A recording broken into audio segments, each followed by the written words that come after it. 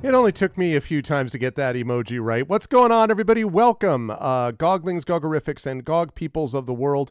Welcome to another session of Pen and Pixels. It's episode 381, and this is Talisman Adventures with myself. I am your host and GM, Arvin Elleron, and the GOG RPG crew as we continue with Talisman Adventures, The Lady's Tomb. In fact, we are in the literal last section of The Lady's Tomb, as you will all see. Before we go any further, just a couple of reminders about ways to support us here on GOG.com's Twitch channel. If you have not done so already, please make sure to follow us here on GOG.com. If you haven't done so already, please make sure to subscribe to us here on GOG.com's Twitch channel because you get those custom sub badges and emotes and DRM-free such things to use everywhere across Twitch.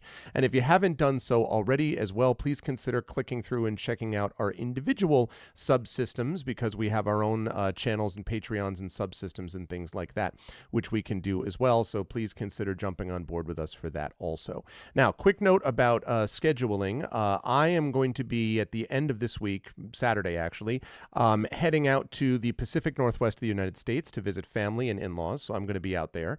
Oh, that's no problem. I understand the value of a jigsaw puzzle in terms of can be there for distraction, but you made it. So I'm going to be out in the Pacific Northwest for a couple of weeks, but I will be able to stream from out there, and I'm going to be streaming some new stuff, actually. I'm going to be streaming a couple of new games next week and probably the week after, although I think actually the week after is Tuesday, July 4th, which I won't be streaming on, so it might be the week after that, which is the 11th. So I think the only time this is really going to be an issue will be next Tuesday, and I will be streaming as normal, but I will be streaming earlier, so I'll be streaming at noon Eastern next Tuesday here on GOG.com because I am continuing my Shire Adventures campaign on my channel, which starts later. So I will be over on that channel from 4 to 7 p.m. Eastern, and I'll be on this channel from 12 to 3 p.m. Eastern next Tuesday. So as a programming note, different schedule next week, but it will still be a Tuesday, and I'll still be doing some video game stuff. So that's going to be good times. I am excited for that. And again, I'll use the power of my remote setup, RBox 2.0, for that.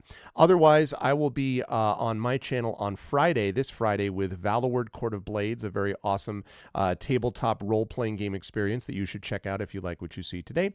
And we will have more Talisman Adventures and D&D with GOG Ghosts of Saltmarsh stuff coming next month. But for now, the time has come for us to head back over to my wonderful crew. So I'm going to unmute myself and apologize for whoever I may have inadvertently interrupted because I couldn't hear them.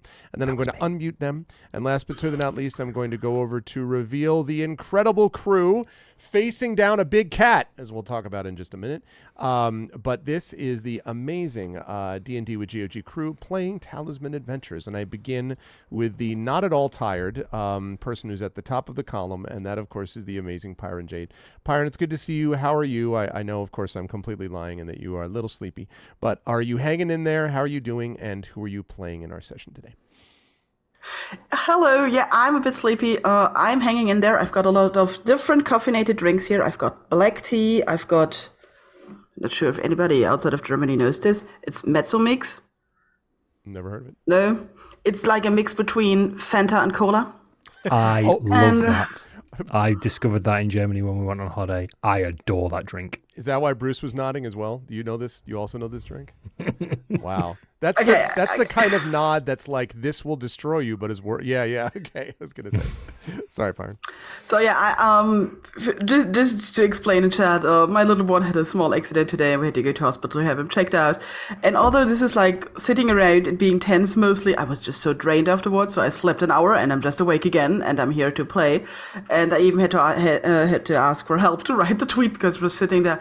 I know we're down in the crypt, and there's an N5, but I didn't even remember against what specifically.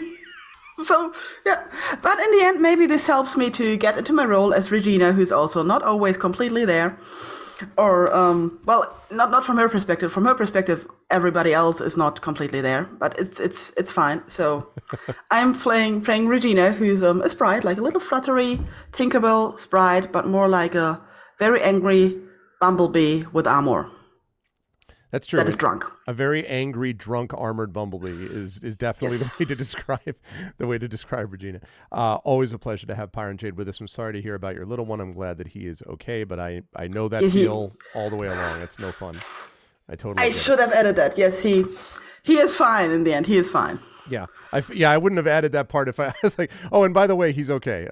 But yeah, and that's by the Yeah, way, I should chat, have said that. for those of you who are not parents, like, let me just say that is part of the issue is the fact that when you can't do anything immediately but just sit there and be worried for your child, that is the ultimate drain. That's the because you can't even like have the adrenaline boost of let me help with this and this. You're just like, okay, wait and good luck, and it's not fun. I totally get it, but I'm glad that he's all right, and I'm glad you're with us. And the caffeinated beverages and whatever the Metamucil mix thing you just said works, I'm going to assume, so that'll be good. Always a pleasure to have Pyron with us. Also a pleasure to have Darksaber 2K with us. Thank you again, Saber, as always, for the work with the Moobot and dashboard and things like that. And there was a comment today in the green room chat relating to travel time for something we are not at liberty to talk about yet, but it's something we're all talking about, the players are. And this particular thing we were talking about involved, and I quote, traveling across the country by driving for 6 hours. And I was like, if I were to drive 6 hours, that would get me down to like the northeastern portion of the eastern seaboard. I'm like, or across the whole entire country. So yet another reason why, you know, UK is so much more awesome than where I live. Anyway, how are you, Saber? How's life and everything? And who are you playing today? I'm very good, thank you. I've been trying to keep up with games mostly these last couple of weeks. There has been so much stuff coming out, both GOG and other places. Like Deep Rock Galactic had its new season, so I've been playing that over the weekend with friends. Been checking out a bit more Dawn of War. There was System Shock remake still hanging around. Yep. GOG recently announced that Take No Prisoners should be coming to the platform sometime soon, which is a classic from '97 that I first requested that myself about 10 years ago on the wish list. So been waiting patiently for that. It was a long play. Yeah. Then we've of course had Crusader Kings 2, which no one would forgive me if I skipped out on that and let someone else cover it, because 1,000 hours in that, mostly on stream. Yeah. And of course, we've got the Yakuza series, which I'll be doing one of the games tomorrow to cover for the release. I'm going to be doing Yakuza 0, which is my personal pick for the starting point for the series. So if you're interested in that. But just before me, we've got the Crocs as well, who will be doing Yakuza Kiwami, which is the remake of the first game, which is the other good starting point.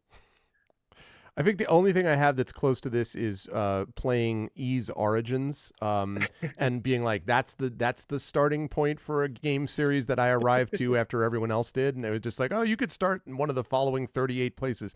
So I feel like that's pretty much the same with Yakuza, like a person, like a Yakuza, like a fault, whatever. All the Yakuzas, okay? But anyway, that's cool. But all that aside, like I said, a lot going on there. Yes. But tonight I'm going to be Reginald Shun, who is a ghoul. They're not reanimated corpses. They are born this way. They just happen to be not alive, but they are still born through biology. It's just how they're not dead, nobody knows. Yes. Everything makes them look like a corpse except for the fact that they breed. Yeah, exactly. It's a complex biology, and you know. Yeah. And as a ghoul, he gravitated towards tending a grave in the city, a modest little grave, and he is also a studier of nature as a druid. So it's an interesting combination all round. He's been very interesting to play along with. Absolutely. And of course, for something like this, this has been an adventure that deals with a lot of sort of Reginald's deep-seated beliefs based upon a variety of factors, including dealing with what he's about to deal with here, as we will discuss. But always a pleasure to have Saber with us. Also a pleasure, of course, to have Peripheral Mike, the mastermind behind many of the videos you see connected to my channel and this channel, including the video that you just saw, and doing all sorts of amazing and awesome things. Mike, I don't think I should ask how you're doing because I know it's been an interesting experience, but how are you feeling in terms of excitement level for tonight, and who are you playing? I'm very excited for tonight, thank you. And you give me far too much praise. Some of the people in chat will probably know it's been a rough week work-wise, but if I focus on more of the content creation side of things and more of the fun side of things, it's been a really excellent couple of weeks. Recently entered into the second phase of Peripheral Media, that's my company, where basically we're going to be focusing on getting to Twitch partner within hopefully this year. I now have an actual person who will help me draw up a content plan. And for the next 30 days, I've got a schedule schedule put together, which is very achievable. And then the following 30 days and the following 30 days and the following 30 days. So the road has started, people. Yeah, today I'm going to be playing. I've needed this stream. Just as an aside, this week has been rough. It's only Tuesday. People. But I've needed this. I've needed good friends, good company, good chat, and good tea, and just everything. And yeah, I've really needed this. So today I'm going to be playing as Lump, the world walking warrior troll, the heart of gold and fists of iron. And yeah, I'm not quite sure how he's going to face up against a giant cat, because I'm a big cat lover, and I'm very conflicted about this at the moment. I don't want to hurt. I'm just like, can I pet the cat? But I don't really know how this is going to go down. So I guess we'll see. Yeah, I mean, one thing to think about is that it's taking the good name of an actual cat. Let's put it that way. It's not. It's like saying that's a ghoul. True. That's true. It's like saying a ghoul is raised from the ground. No, it's an undead, like we just said. So it's a slander that this cat is attempting to perform in the way it's meowing and stuff. Also, I will point out, as I was prepping for this chat, that leading up to this, and I first introduced this cat, do you know that what I had to do for the first 30 seconds was to increase the scary monster factor? Because all of these people in chat, not in chat, my players here were all like, oh, look at the cute cat. I'm like, the enormous cat. Look at the sweet cat with huge fangs. Can I pet the cat? It's a monstrous doom cat with, it took a long time before I at least got Saber to be like, oh, oh, okay, so it's a monster. I'm like, yes, it's a monster. Anyway, so yes, it'll be interesting to see them battle not only this cat, but their desire to pet the cat. Always a pleasure to have Mike with us. Last but certainly not least, undeveloped Bruce, who understands that the real power lies with the dog and not with the cat. But how are you, Bruce? How's life in the universe with you, and who are you playing today? Life in the universe it's going, and I have spoken to both of my greyhounds about the whole cat situation. Moog, who is a bit higher on the pro drive side, has very explicitly said, kill it, eat it, kill it. And Murthin, who's a bit more on the sleepy side, was a bit like, can I have a strawberry, Mammy? Can I? I saw you eat some courgette earlier. Did you eat the whole thing? Because I'd like some courgette. You didn't give me any courgette. What's that about? So it's a 50-50 here on what we're going to do with this cat. Anyway, I'm playing Chwedl, Wed's Cragman. He's a dwarven minstrel from down the crags. From up the crags, even. Nobody says down the crags. So down in the mines, which are in the crags, are up so you go up the crags and down the mines, and then he's up and down. The surface. Is what you're he's saying. Up and he's down. Up and down. He is, and he's very down recently. Actually, he's been a bit angry. Yeah. His goal in life is to prove that these talismans that everyone says are created by the big wizard man that the elves all talk about from their magic book or whatever. He wants to prove that they were created by dwarven labor and blood and sweat and no tears. We're not the crying sort, but blood and sweat, and a lot of it. And all of this has been appropriated by the elves and just said, oh, it was a big magic man and not hard work. And I think he thinks that's really offensive. So yeah, he's a bit upset that we're having to bring this talisman back instead of taking it to the city, to the dwarven scholars who will be able to prove that it was created by dwarves. But whatever. It's all right. It's not all right. I am looking forward to seeing how all of this plays out with Weddle and everybody else as we go along. And chat, as a reminder, don't forget that if you support my Patreon and or sub to me on my channel, you can inspire on this channel if the players need such inspiration. I'm sure that they won't have any issues in facing this creature, which I now bring them to. This is pretty much to scale. Let me just make this to scale. There we go. How about that? We'll just make that, about right. Okay, just gonna wait. Kitty. Still, it doesn't work. What about now? Now is it a kitty? No, now it's a big kitty. Yeah, now it's just a big kitty. Oh my god! Look at its floofy face and its green eyes. Oh my god. Anyway, what we did in our last session. Call him George. Let's fire up the music here that we had last time. Let's see, which I think I put as this one maybe. Let's see. If we tame it, do you reckon Lump could use it as a mount? Can you imagine that? Him riding into battle, shrouded in void, covered in darkness, riding a Hellcat. I mean, listen, you can do all of that, and then I think this is He-Man's heel turn. I gotta be honest. I think this is Dark Timeline He-Man. That's true. Is this the Battle Cat or the Cringer version of I would like to point out that there's no armor on it. So I would like to point out that Regina actually does have the right skill. So would please go for it. And Please, I God, have go for animal handling with a focus in control. And I have a suggestion that this is not going to end the way Arv thinks it's going to end. and do you know, Regina does not have animal handling. Regina just have ride. This is not going to end the way you think it's going to. This is not going to end the way you think. Just tear that robot up, friend. Well, the funny thing You've about got all the this Chaos Party back. the funny thing about all this is the fact that if it were just me and being like, here's a cat, who knows what you could potentially do. I would like to point out, though. I've looked off screen just as a roll of thunder went I think past my that's window. why. No, I was making sure that it was not here, but it was actually in the music. Yeah, that's fine. So the fact that it was the talisman in the form of a sword, which is being carried by Regina, did note just before entering this chamber, and I quote, "You have returned me home, but I require one step further.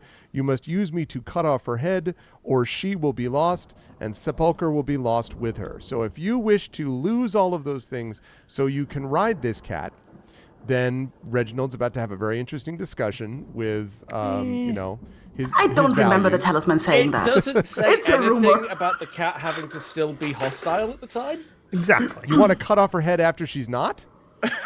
That's I'm terrible. just saying it's an option. I'm neutral. You It's decapitate pragmatic. the friendly cat. Oh, how could Get it you- to sleep first, like make it painless. I feel like I should get some dark fate for that. Wow. You know what? Okay, no, let's all remember what we're really doing this for. So We're you just- can take the talisman home.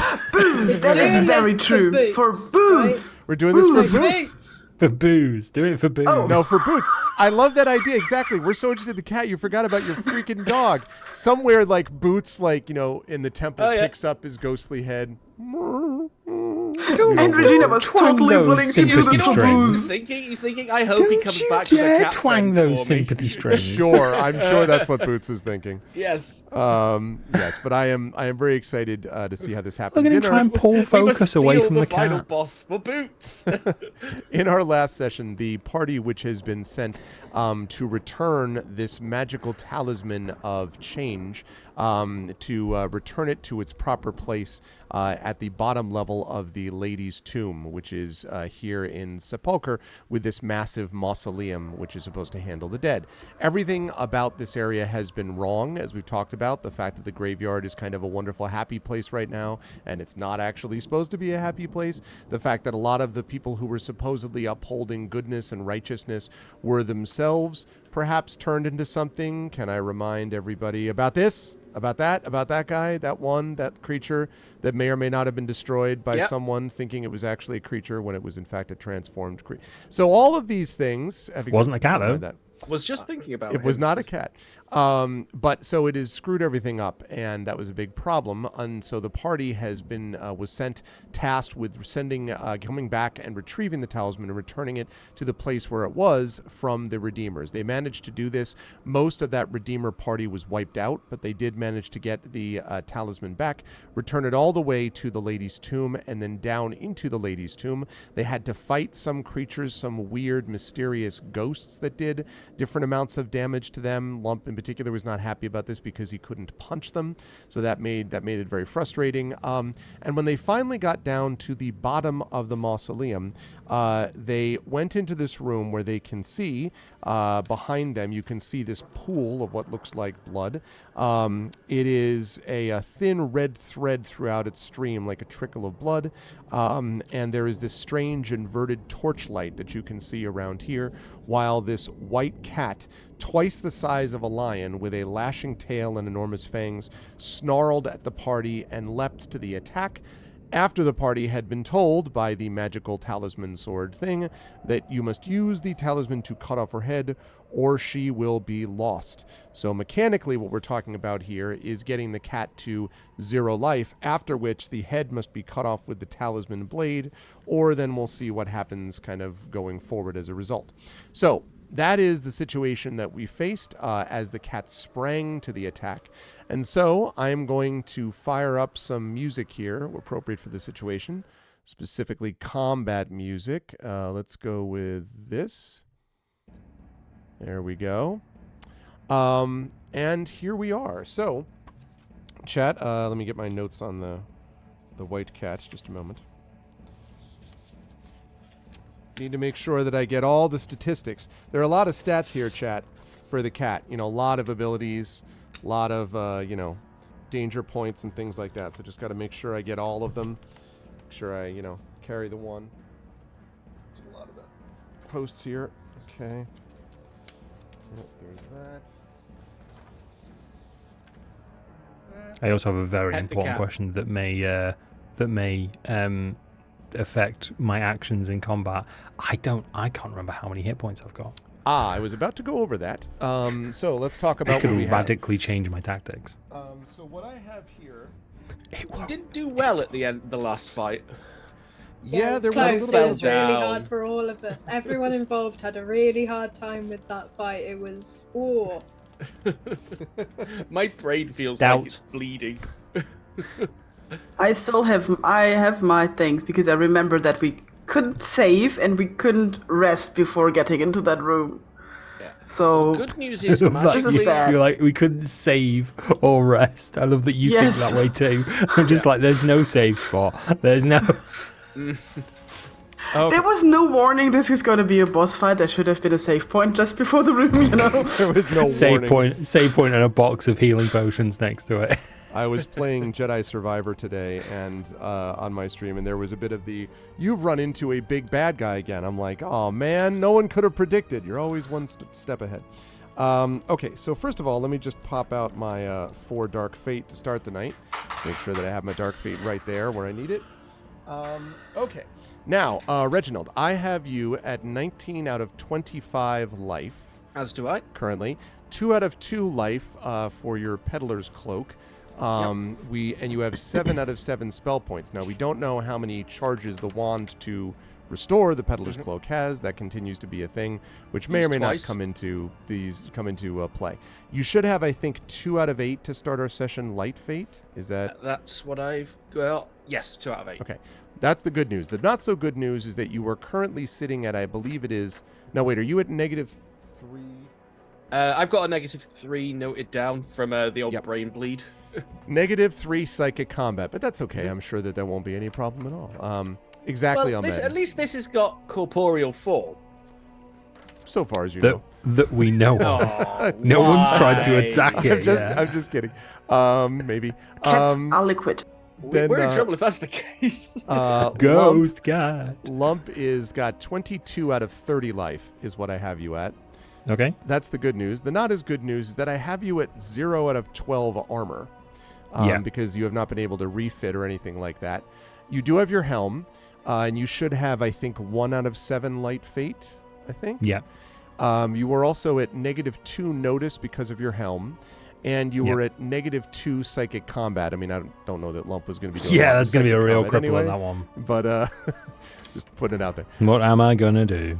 Hweddle. Hweddle had a really hard time with everything, and is currently sitting at 32 out of 32 life. Very, very tough time Hweddle had. Yeah, it was hard when he kind of, triggered all of the things coming after us by trying to climb over that Toomey thing, and it was a hard time for all of us. It was. Those were difficult times, difficult days.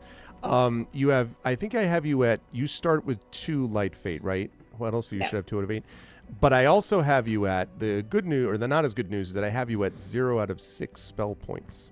I have me at 1, but I trust you more than myself. I think you ended up using that last one, yeah. Because there was a whole discussion of that. So I think 0 out of 6 spell points, which is not optimal. We might see him suboptimal. using his rapier for the first time. in It's the rapier entire- time. That's right. Yeah. I saw, if anyone has seen any of the demo for Lies of P, which is that new Pinocchio Dark Souls game, really.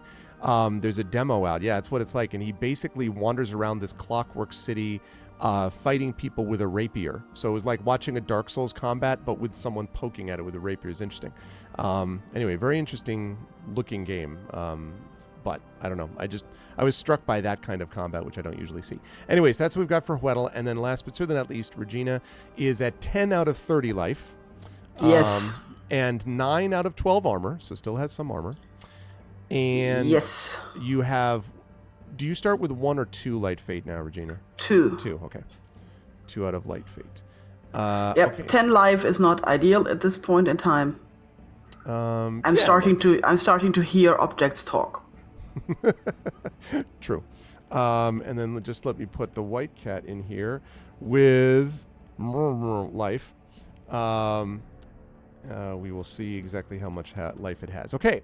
So now that we've done all of that, now we can talk a little bit about what we want to do for the combat setup. So I'll get rid of this picture for the moment, and you can now see the cat that you are facing.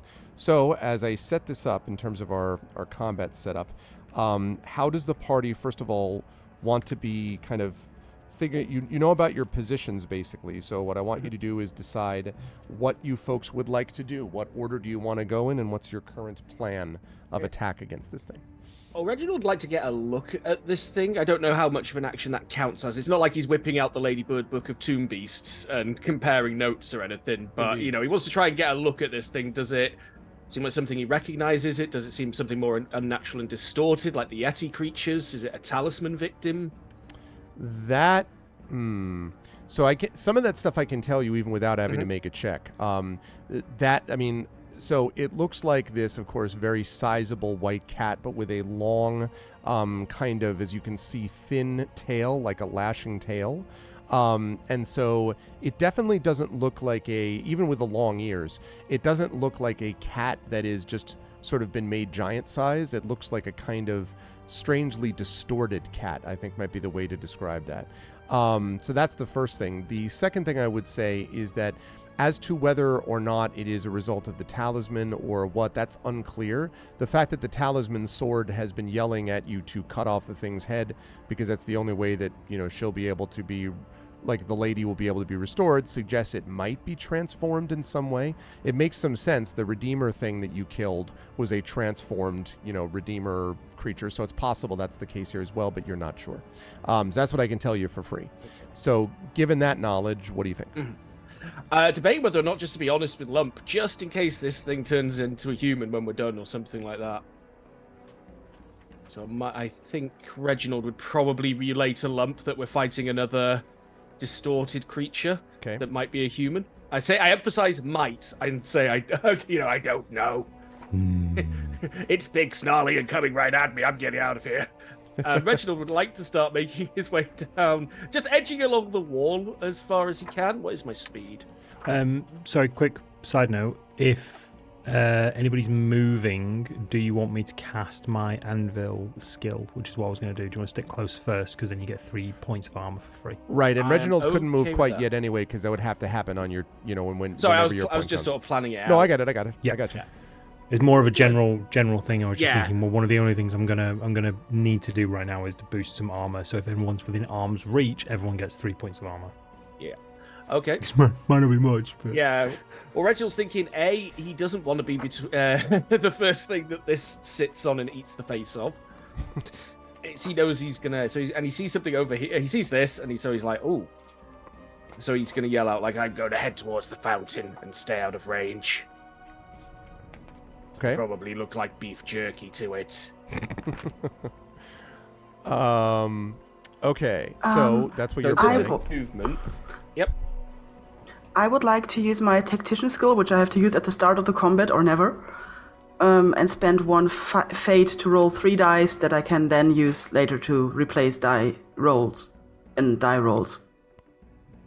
Right. But you know what I mean. Yep.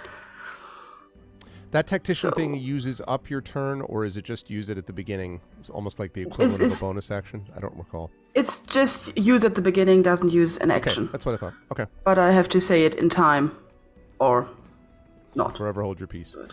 Okay, so Can't do that playing Regina. All right, yeah, that's true. You can't hold your peace with Regina. So, Okay. Okay, so go ahead and There we roll go. these dice. It's a 2 and 3.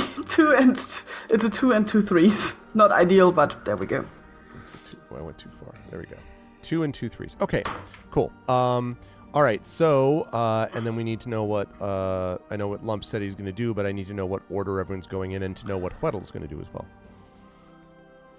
Hweddle, honestly, if he hasn't got magic and it's not a time to sing a song, he's not got much that he wants to do. He's not the type who's going to, like, engage a fight, even though he's got a rapier technically and he can use it.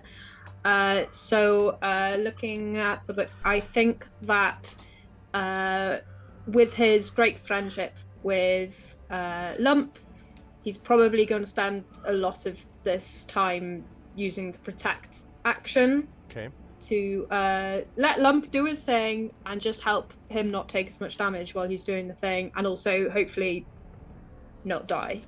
So he's going to protect his big meat shield. Okay. On the subject of that, like, Reginald's going to ask, Lump, can you get me to that fountain? I point to the thingy. Where's the fountain? The fountain on the other side of it? It's Oh, the down fountain, here. fountain to the south. 6 o'clock of our map.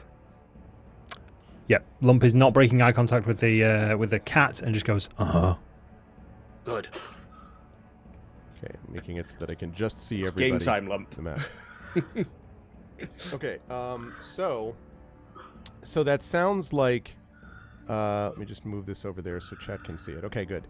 So that sounds like, in terms of order, am I hearing it right that it would go, that Lump would go first to do the armor thing, and then would bring Reginald over, like, I guess Reginald would then, I guess Lump would move, but Reginald would sort of jump on his back, basically. Stick with him if we just consider stick the with him. movement happening Yeah. close together. Yeah. Okay. Again, much like Hweddle, I want a meat shield just keeping the kitty's attention while I go look at this thing quickly in case it's important. Gotcha. Okay. So does that mean, Reginald, we have you going second? That's fine by me. Okay. And then Hweddle and Regina, you have a thought about third or fourth? Who goes when? I'm not sure. My action is more. I wait for my action is basically to wait for the cat to attack. Right. Hopefully, Lump and protect him. So Okay. Yeah. I don't think the same. order matters. Yeah, my action's pretty much the same unless we get to the fountain in time to examine it this round. Okay. So then it sounds like, Hweddle, you would be like in fourth, right? Because you want to wait as long as possible in the round, it sounds like. So you would probably want to be going fourth, I assume.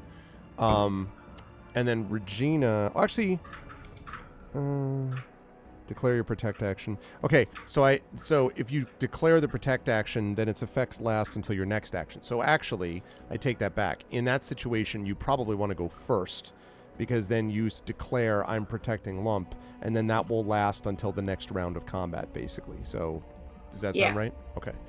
So let's have you go 1. That means that Lump would be 2. Reginald would be 3. So, Regina, are you okay going last in this scenario? Yes. Okay. Right. Okay. All right. So, let's see. This is going to begin with Hweddle. So you've declared the protect action, and then all of you, you're sort of staying close to Reginald and Lump as they head south along the wall, I guess, down this way. Yeah. Okay. All right. Okay. That is going to head down this way. And let's see. Right. Okay. And then we have the thing with the stuff. Okay, good. All right. So that's that. Number 2 then would be Lump, who's trying to stay out of the way. And Lump, so go ahead and move yourself down, Lump. Let's see. And your speed, what's your speed here? Ooh, that's an excellent question, and Because 1 square is 1 meter in this map, so... I cannot remember it, and I don't have it on this notepad. Speed. Let me see if I can find it. This is something we've not had to talk about. Mm-hmm. True facts. I'm faster. Oh, yeah, you're faster, but I have your speed at 13. 13. That seems Is that fair. 13 meters? I assume it's got to be meters. Probably. Right. So 1, 2, 3, 4, 5, 6. So you could get down there. I think you can get down to that fountain. Yeah. I believe. Again, the cat is So- going to be able to come and attack you all depending on what happens at Yeah. the end, because none of you were engaging it. Yeah. Mhm. So I'm gonna, without breaking eye contact or without looking away from the cat to make sure, just in case it pounces, I'm gonna just sort of rub my hands together and cast the anvil, which gives everyone within arm's reach 3 armor points Okay. to be used before regular armor. Okay. So 3 armor for Reginald. Okay, so just everybody make a note of that so that I don't have Yep. to. We'll put you at. Just make a note of it, and then if I say it does this damage, then we'll keep it in mind. Okay. Cool. So we're gonna move down to here, kind of collectively, right? Yeah, pretty much. Obviously, only- depending on what the cat does. Right. Well, no, the cat is going to be engaging people at the end of this since none of you were engaging it. So Okay. Reginald and Hweddle will do the same. We'll end up in the same area.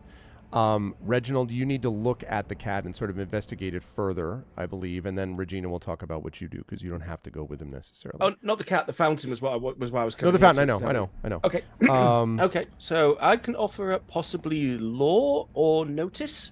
I'm not going to smell the fountain. This is a bit critical. Bit of a critical time for that. This is the moment, though. If it was ever going to work, You detect a faint aroma of magic in the Yeah. water.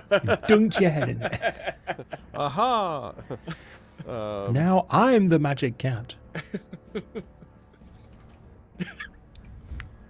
Just turns into like a kaiju fight. Everyone turns into a giant household pet.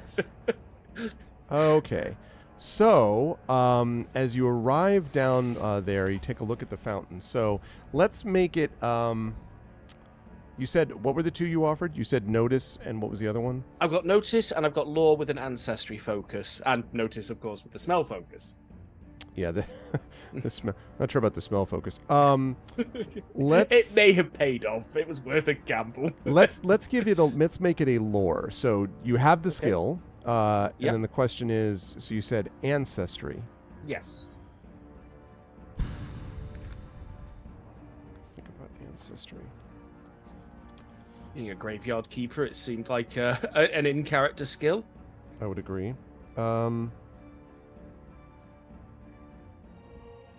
Okay. Yeah, let's have... I think that's fair enough that we can say you do have a focus in it. So that would be Okay. 3d6 plus your aspect plus 2. And... So aspect I've got noted as wits. yes. Which would be +5 and then +2 from the focus for a +7. I'm going to ancestor the hell out of this fountain. I'm ancestoring it. And why not? I'll throw in for funsies. I'm just going to throw in a light fate as well. Okay.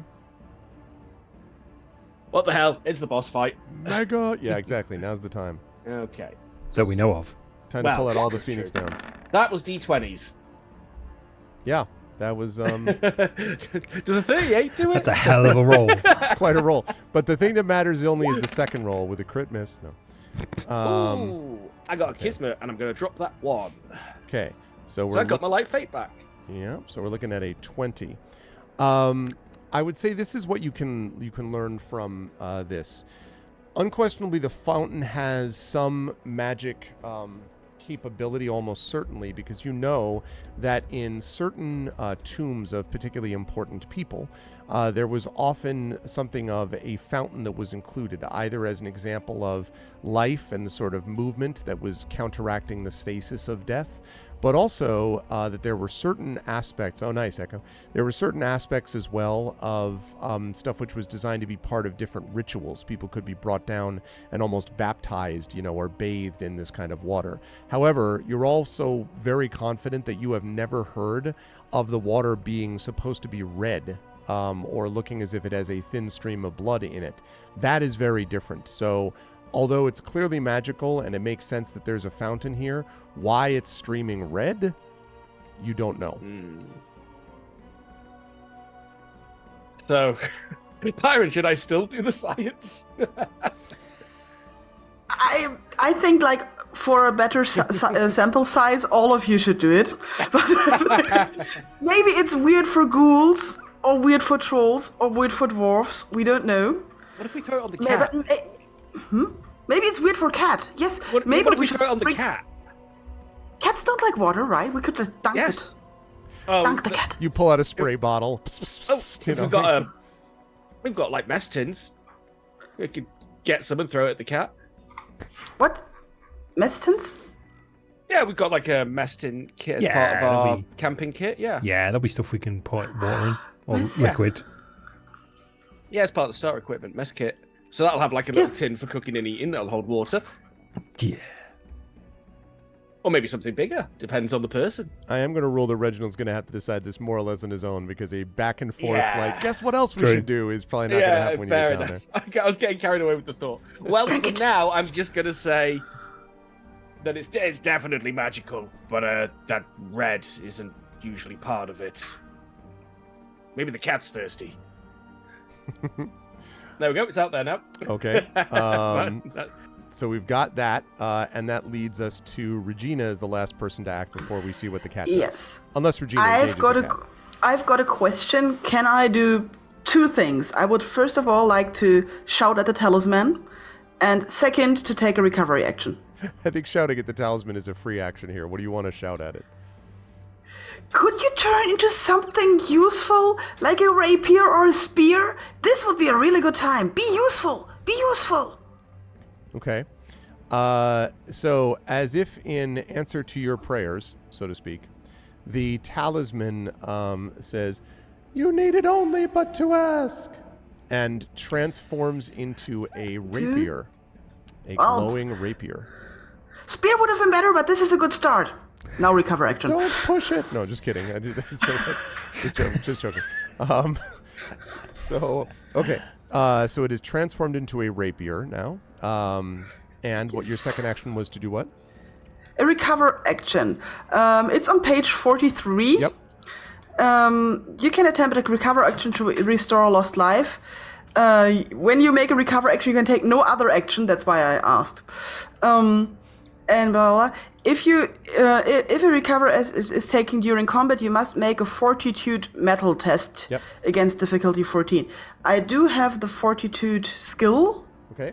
Is this a thing that I need to have in this case? Yes, if you have the fortitude skill, that means that, and then the question be if you have a focus. I do have a focus. I do have the endurance focus.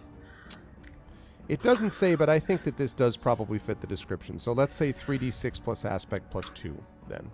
Okay, so 3d6 plus 5. And we need to crack the 14. Let's see. 3d6 plus 5. Roll. Wait. If I drop... That would be enough because I'm above 14. But if I drop the... do I need to actually beat the 14 or do I just need to reach it? Because... against difficulty 14. So does 14 suffice or not? Well, but I'm not sure why though, because it doesn't matter, right? You've got because I cannot. I was thinking about replacing it. I was thinking about replacing a dice for an extraordinary success, but I cannot anyway. Right. So it doesn't matter. Right. Because I can only replace attack, defense, or damage rolls. So it doesn't matter anyway. But still, it's what you're saying. With the tactics, it's a great success. So I would recover 1d6 life right now. 1d6 life. Let's do it. Yes. So I was thinking too complicated there. 1d6, please. Click, click, click, click. Roll. 4. Okay, not bad. So it takes me up to 14. 14 out of 30. Okay. And now the time has come for... Oh, actually, where are you going, Regina, I should say, because you can still move. Okay. Everybody is down there at the fountain, right? Yes, although hold on one second though. I just want to double check something about movement. Yeah, technically it's not done as a separate movement, so yes, you can do that. You're basically bandaging yourself furiously as you're heading south. And Huedel, you're down here too, right? You're down in this spot?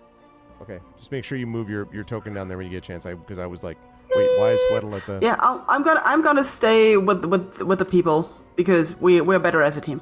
Okay. And now, chat, the rise of the cat. The cat strikes back, etc. She says, "Now it's meow turn." No, I'm just kidding. She doesn't do any of that. She springs into action. She is, in fact, let's see about these things with this stuff. Okay, yes. So, let's see. She's going to do this. Give me 1 second, though, because there's one. I'm not understanding this one part. Oh, because there's always one more page that I need. That's why. There's always one page missing.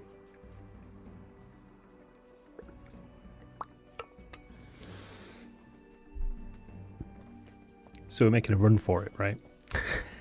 Yes, it's clearly seen that it's lost. One pulls, any possibility. one keeps hold of the tail, and the rest of us just runs for it. I've played Super Mario 64. Just grab the end of the tail. It's like, oh, we're swinging it around. But seriously, if you look at the picture of the cat, whoever drew that cat actually likes cats. Yeah, probably. It's like, we need a proper cat monster for the end fight, and he was like, the face, but there's the face, isn't it? It's like, such a sweet cat. It's a proper moggy. And that's why, as a sweet cat, it's going to use one of its abilities, known as White Cat Fury, which allows it to attack 4 times. So, that was a tremendous reaction. Everyone's like, wait, I didn't mean to. Okay. I liked the cat. Now things have sort of changed a little bit than what we might have expected. Okay. So, let's see. So this is, in fact, going to be the enemy's action phase. So, let's see. Right now, I am going to increase the creature's threat using one of my Dark Fates. I'm going to increase the creature's threat. And let's see. You don't think it's maybe threatening enough? No, I've told that it was. I've been reliably told that this is a lovely, sweet, caring cat, and so ginormous and menacing and quite hideous. I'm terrified of it. Oh man. Okay. So what I need here is first of all Lump to make a defense test for me, please, against melee. So this will be Brawn. Which I'm sure you're happy to hear. Now, the protect action that was taken by Huedel will help a little bit. It's the first time we've used protect, but I believe that protect will allow... hang on. Okay.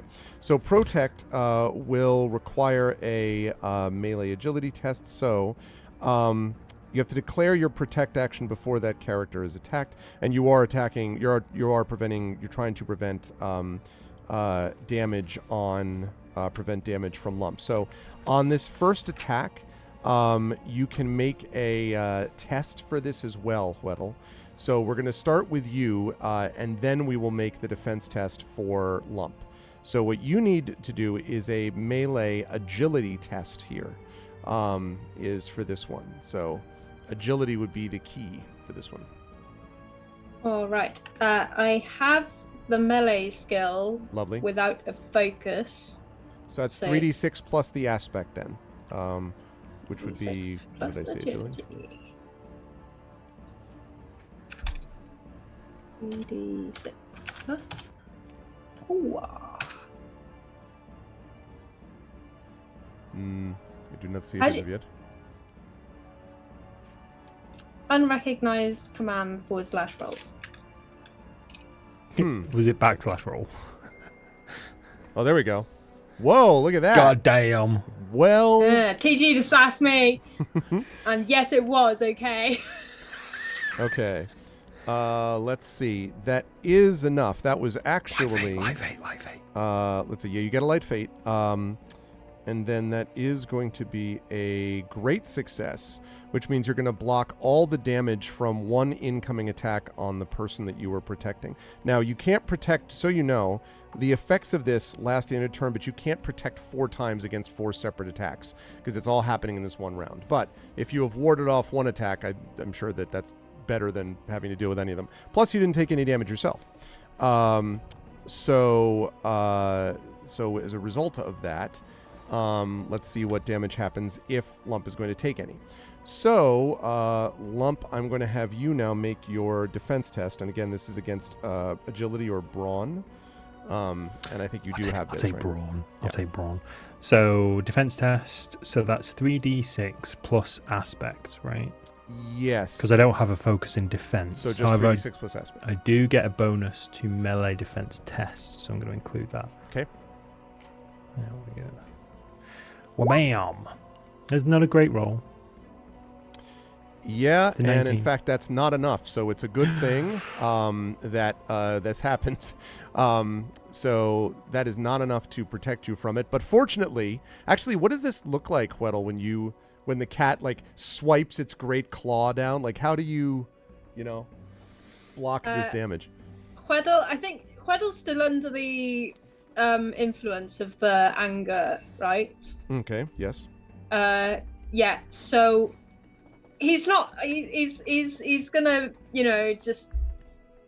He's got his rapier out, and he's kind of going, bad cat, and this isn't because I like Lump a lot. It's just, yeah. So he wants to make it clear that he's still angry at everyone, and he's not doing this because Lump's his best friend in the whole world, but No. Lump is his best friend in the whole world. So it's definitely why he's doing it. All of those things are noted, and the cat sort of like, sort of like as it kind of pulls back a little bit, and then kind of, and then swipes again for its second attack against Lump. So Lump, I need another defense test from you here, please. Okay.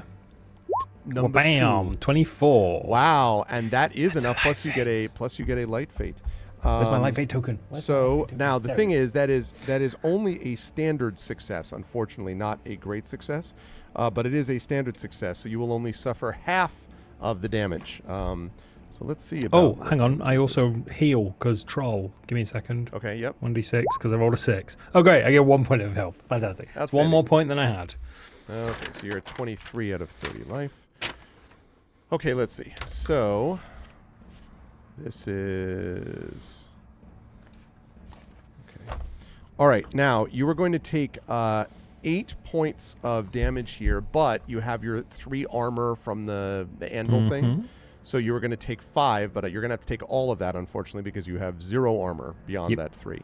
So you were currently sitting at 18. All right. Yep. Test number 3. And it is truly terrifying, the rage with which this is there. That is not going to do it, I'm afraid. Yeah. Okay, so Those numbers are just the wrong way around. that means you take full damage. Okay. That is another 7 points of damage. Okay, so done I'm at to you. 11. And the final test. They all directed at you. You clearly are the tank in front. But one was blocked by Bruce, Yes. and three got against Lump. So that's 4, right? Yeah, we are at 4. We're at 4. No. One attack was against, was blocked. So one attack was blocked by Bruce. Yep. Second attack just now that was done before, you rolled the 24. And No, so- 19. No, I rolled a 19, a 24, then a 19. so you weren't. I was counting. Okay, well, there's a misunderstanding. I wanted you to roll the armor check to see. I wanted you to roll that first check to see if anything got through that had to be blocked by Reginald, by Weddle. So I was counting that as only the first of 4 attacks. So how does protect work then? So protect, that means that if it had hit you and done damage, which it did there, Yeah. all of that was blocked. So I counted that as the first attack. So all of that was blocked. Then the second attack I had as this 24 that you rolled. And it went on from there. So I was having you roll even though the protect worked to block all of the damage from whatever was done. Does that make sense? I think so. Have I not taken damage twice, though? You have taken damage twice, right? Went from 22 to 23, then 23 to 18, then 18 to 11. So if the first one was right, the but first I'm attack saying was blocked, what I'm or saying wasn't is what I'm saying is when you made that first roll, that Yes. first roll was the same turn that you were protected. So if The you had- 19, the first 19. the first 19. So if you failed at it, as you did, all that damage would have been taken, but instead you didn't take any damage because of the protect. So the second attack that you defended against was the 24. The Yep. third attack that you just took now was the 19. So that leaves one remaining attack. 4 total attacks. Okay. Okay. Do you see what I'm saying? Or is this not making sense? I'm a little confused on how many times I've been physically hurt, but I'm rolling with it because You've been I don't hurt know. twice, and one of them was blocked. You had one blocked, then were attacked, and were hit twice more. So you've had a grand total of 3 attacks placed upon you, 2 of which landed. 2 of which landed, 1 of which I defended against with the 24. Right, but you still took half damage from that. Oh, that was you it. always Thank take you. you always take half damage even from a fail. Thank you. From a That success. explains it. Yeah, it has to be a Thank great you. success to repel all of it. So That's why. Thank you. It makes way more sense now. Okay, one more roll. 20. 20 will work. So this is going to be half damage, whatever it is. Oh, cat with the just double? said- Is that a great success or a normal success? That's I can't true, remember. actually. No, you're right. You're right. It's a good thing, too, because it was about to do 14 points of damage to you. So good job on that. Good job on that. Great success. Yes, you completely resist that effect. That's right. Good work. Okay, so that could have been worse. But it was probably not Yeah. so great anyway. Okay, so that brings the end of that round, and now we are back up to the top. So now you have a cat pressing you against the wall. You can see also its paws are sort of spread wide apart, and it's kind of crouched with its tail kind of, whipping back and forth behind it. But it's very wide, as if like ready to bat at you, basically. If you've ever seen a cat corner a mouse, basically that's what this is. So as you're near this the fountain behind you. So what would the characters like to do in this round? How do you want to arrange things? This fountain, how high is this wall that my back's to at the moment? The wall itself is probably about 4 feet of the fountain, and the water's above that. Also note to the players, I am once again using a threat at the beginning of this round, a dark fade to increase its threat. Thank you for the follow, Big Mac with fries. Just debating if I could just clamber up there. Okay. What, out? I don't know, would that be an action, or could I just hop up there if it's 4 feet? I think you could clamber up there, okay, because you're in the back behind a troll, which is trying desperately to ward off this cat. As long as he doesn't step backwards, we're fine. Well, I'd like to do that as my action, and then throw a lightning bolt at it. Okay. That's my proposal, and I'll do that first if no one objects. No. Yep. No objection here. That's lightning bolted, yes. Might be allergic to lightning. It might be. Most things are, I'll be honest. It's varying amounts. Yeah, Sadly, varying amounts of allergy. Its subtitle is Electro, so just like, more power. Just like every other RPG I play. I brought the wrong weapons. Also, we have Papa Meow Meow in chat, so I'm a little troubled by the implications of this for the party.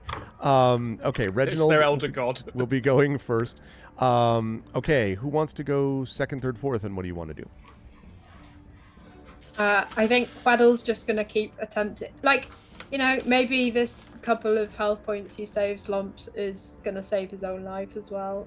So Quaddle's going to keep protecting Lump. Declaring the protect. Yep, much Okay. protect. So I'll have Weddle go first again, so as to do that. Which Yeah. means you are obviously not going to move away from Lump then, if I'm right about that, right? No, he's sticking with Lump. He's got to pay Lump back for that time that he carried him as a wooden doll in a little bag. Oh, good times. Those were certainly times. Okay, so Lump and Regina. Lump and Regina would be 3 and 4. Who wants to go in? I'm just going to do a straight attack. So, Regina, if you're going to do anything fancy. I was also going for the straight attack because Excellent. it's Regina. Yep. So I don't care. I can go third or fourth. Because we are as vanilla as you need. Yes. Vanilla is needed. Okay. So I can go third or fourth. I don't care. Do you have any preference, Lump? Nope, no preference. Then I'll go fourth. There we go. I'll go Okay. third. Because I still need to search for the rapier damage stuff and everything. Okay. In that case, we will start with Weddle having declared the protection. I have this image Yeah, of you but singing just some to be- song, like, I will protect you, something. He hasn't got the curth out. He's holding that in against his back. He's not risking, any amazing musical instruments. Like if he had a lute here, inferior musical instrument, perhaps he'd have it out and playing a little song. But he's got to protect, the good musical instruments that Who exist. carries lutes? Yeah. Amateur. Some people even confuse a curth and a lute, despite the fact the one is a type of bowed lyre. Totally different. Yeah, totally different. Completely kind of different. instrument. Completely. Yeah. Totally different. That's like confusing a cello and a violin. I mean, it's Yeah, just... goodness me. It's like confusing a sweet kitten with a massive monstrous cat. This Ooh, is... meow. So, all right, so Weddle does that. That leads us to Reginald next. Yarp.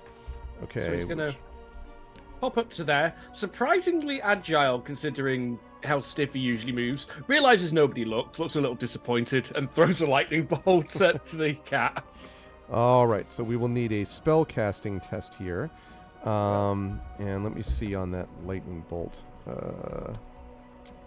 Boop-a-doop-a-doo. Okay, Lightning so bolt, please. Seven, I think. difficulty is going to be the threat. Okay, it is a spell point. It will be a full action. And all right, you choose an enemy you can see. All that works. Okay, so all right, so you will need to make a test, a spell casting test. Do you have the spell casting skill? Yes, big Excellent. yes on that. Do you have a focus in that skill?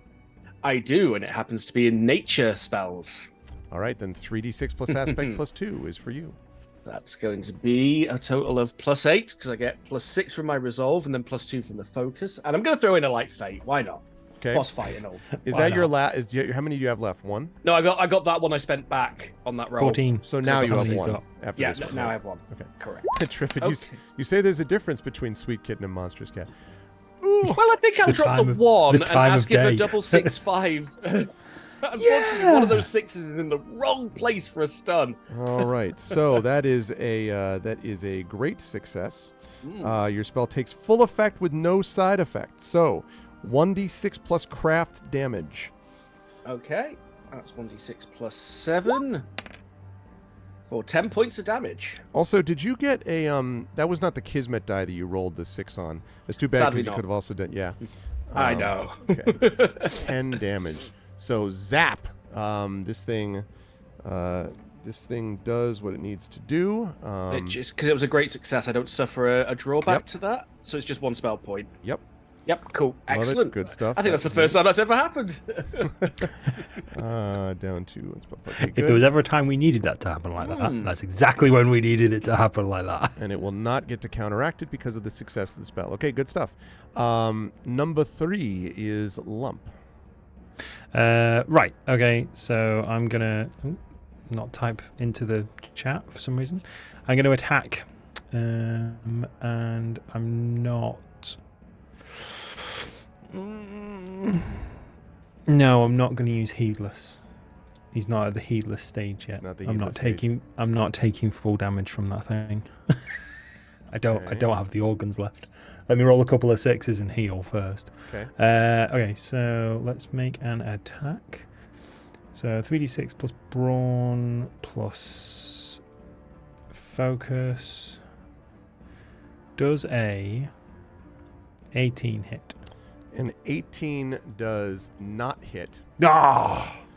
unfortunately. There's just this thrashing around, like it's got me sort of pinned against the fountain or near the fountain, and I'm just sort of trying to reach for it, but it's just in a very feline way. It's just sort of ducks and gets out of the way. So what that means is 2 things. First of all, you inflict no damage to your target, but your opponent hits you for full damage on that, which means, let's see what that works out to. Should have gone with heedless. That is going to be 12 points of damage. Cool. I'm down. To this as this thing strikes you back, and Lump falls to the ground.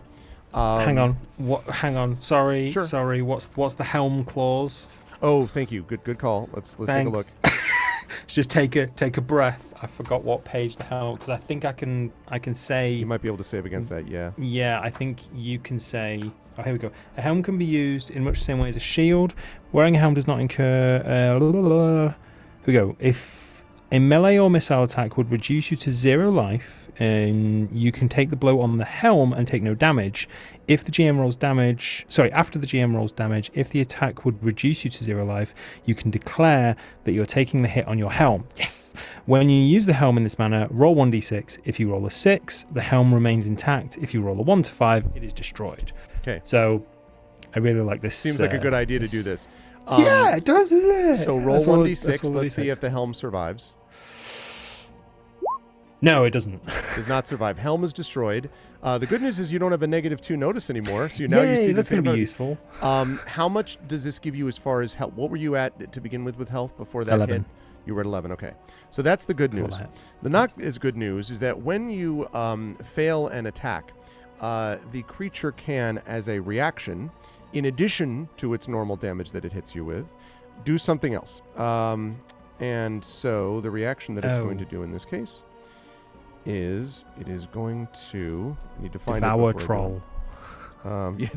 It's going to destroy troll. No, it's not going to do that. What it is going to do is something quite familiar to many of us here. I think we could all agree. The creature leaps back and yowls loudly, and from between its ears, you see electricity begin to arc and then fire out directly towards Lump in a lightning bolt. Cool. So I need you to make a defense test for me. This would be an athletics test if you have that, and then agility would be the focus if you... agility would be the aspect that you're using. Athletics, yep. Agility, yep. And the difficulty is going to be your craft. Craft plus, let's see. Plus... not my craft. Its craft. That would be silly. Okay, right. I got it. It can be the difficulty be my craft. Yeah, no, that would be very Minecraft different. 2. No, it's difficulty, which is considerably more than that. Okay, so it's zapping you with lightning bolt. 14. Not good enough. What? Considerable miss, I'm afraid. This thing is a very high craft. Okay, so you are going to take 1d6 plus craft. I can tell you that because Reginald knows all about that. Okay, that is a grand total of 9 points of damage, but you're not dead. That's what matters here, is that you're not dead. I'm not dead yet. I'm getting better.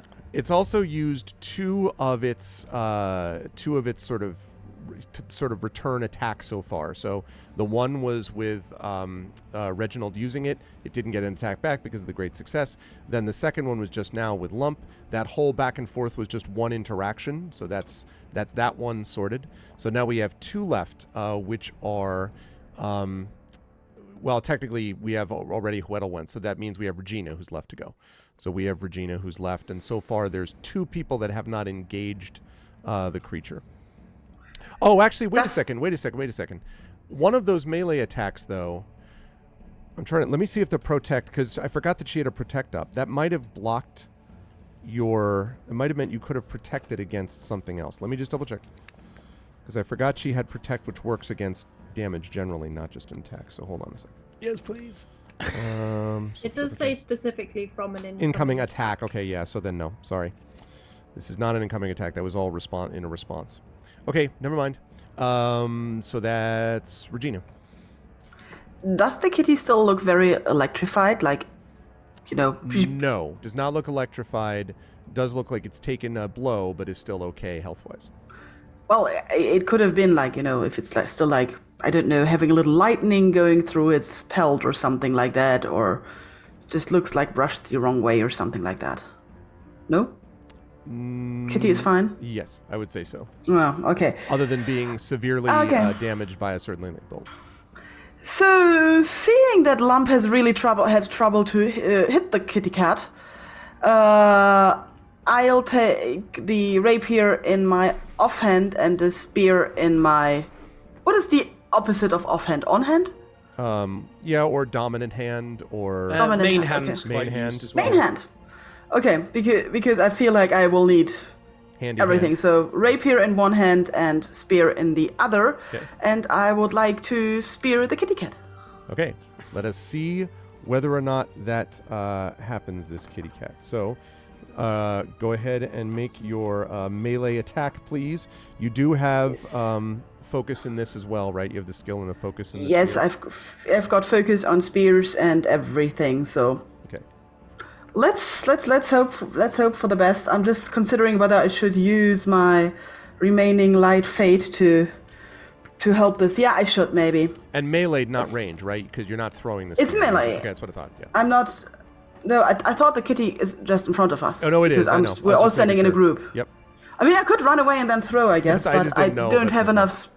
I don't have a lot of spears left, so I'll do it like this. Okay. So I'm gonna use my last light fate on this. So it's 4d6 plus 8. And let's see. Yep, roll. I would like to drop that 1 in this case, I guess. That would take me to 22. Which is a hit and a great success, which means Yes. full damage on your target, no action from your opponent. So go ahead and do your damage. Okay, that is, I'm wearing I have a second weapon in my other, so it's another +2 for my physical damage modifier is 6, so it's 1d6 Plus 1 Plus million 8. damage. Oh, okay. Yeah, no, +8. I just needed to have a look. Okay, can I do anything? Oh no, I've used up all my light fate. Nothing to be done. Kalik? Okay, I would like to... Can I use it? Can I replace the damage roll? Let me see. Yes, I would like to replace that 1 with a 3 in this case. Good call, to take because of this the up tactics. Because of the tactics chat. Yes, the tactician so I'm using up one of my tactician rolls to bring this up to 12 damage. Okay. No, 10. Wait, 9 plus 2 is 11. 11 damage. Sorry. 11. I'm really bad at this. 11. Okay, that's fine. So very solid blow into the side of the creature, and it yowls and yelps, but it can't actually, lashes out at you, but can't hit you in return. So I flit around like a sprite. So if I've got this correct, that means that we had the engagement with Lump, which was the back and forth there. Reginald was fully successful. Regina was fully successful. That just leaves Hweddle, who was protecting against but didn't have that attack come through. But there's good news here, Hweddle, because there is that last person who is not engaged was you, which means the creature is going to lash out at Lump again. But you, of course, still have the protect action up. So for this last attack of the round, I need you to, let's see, what is it? Actually, wait a minute. Let me see what it's going to do. Is it going to do its fury thing?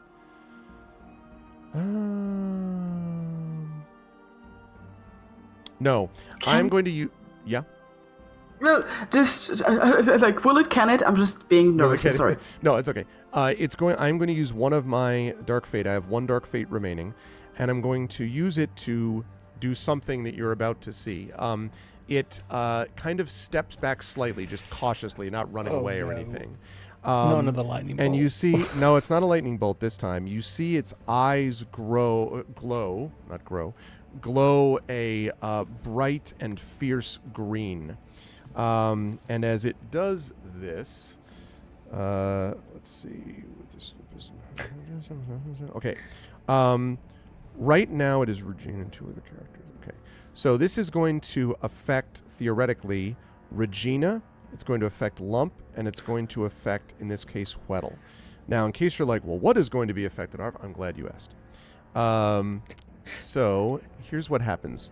The eyes glow green, and suddenly, Regina, in your hand, almost as if it's kind of resonant, sort of resonating with this, you hear a cry of pain from the talisman weapon that you are holding. And I'm going to roll, let's see. A 1d2.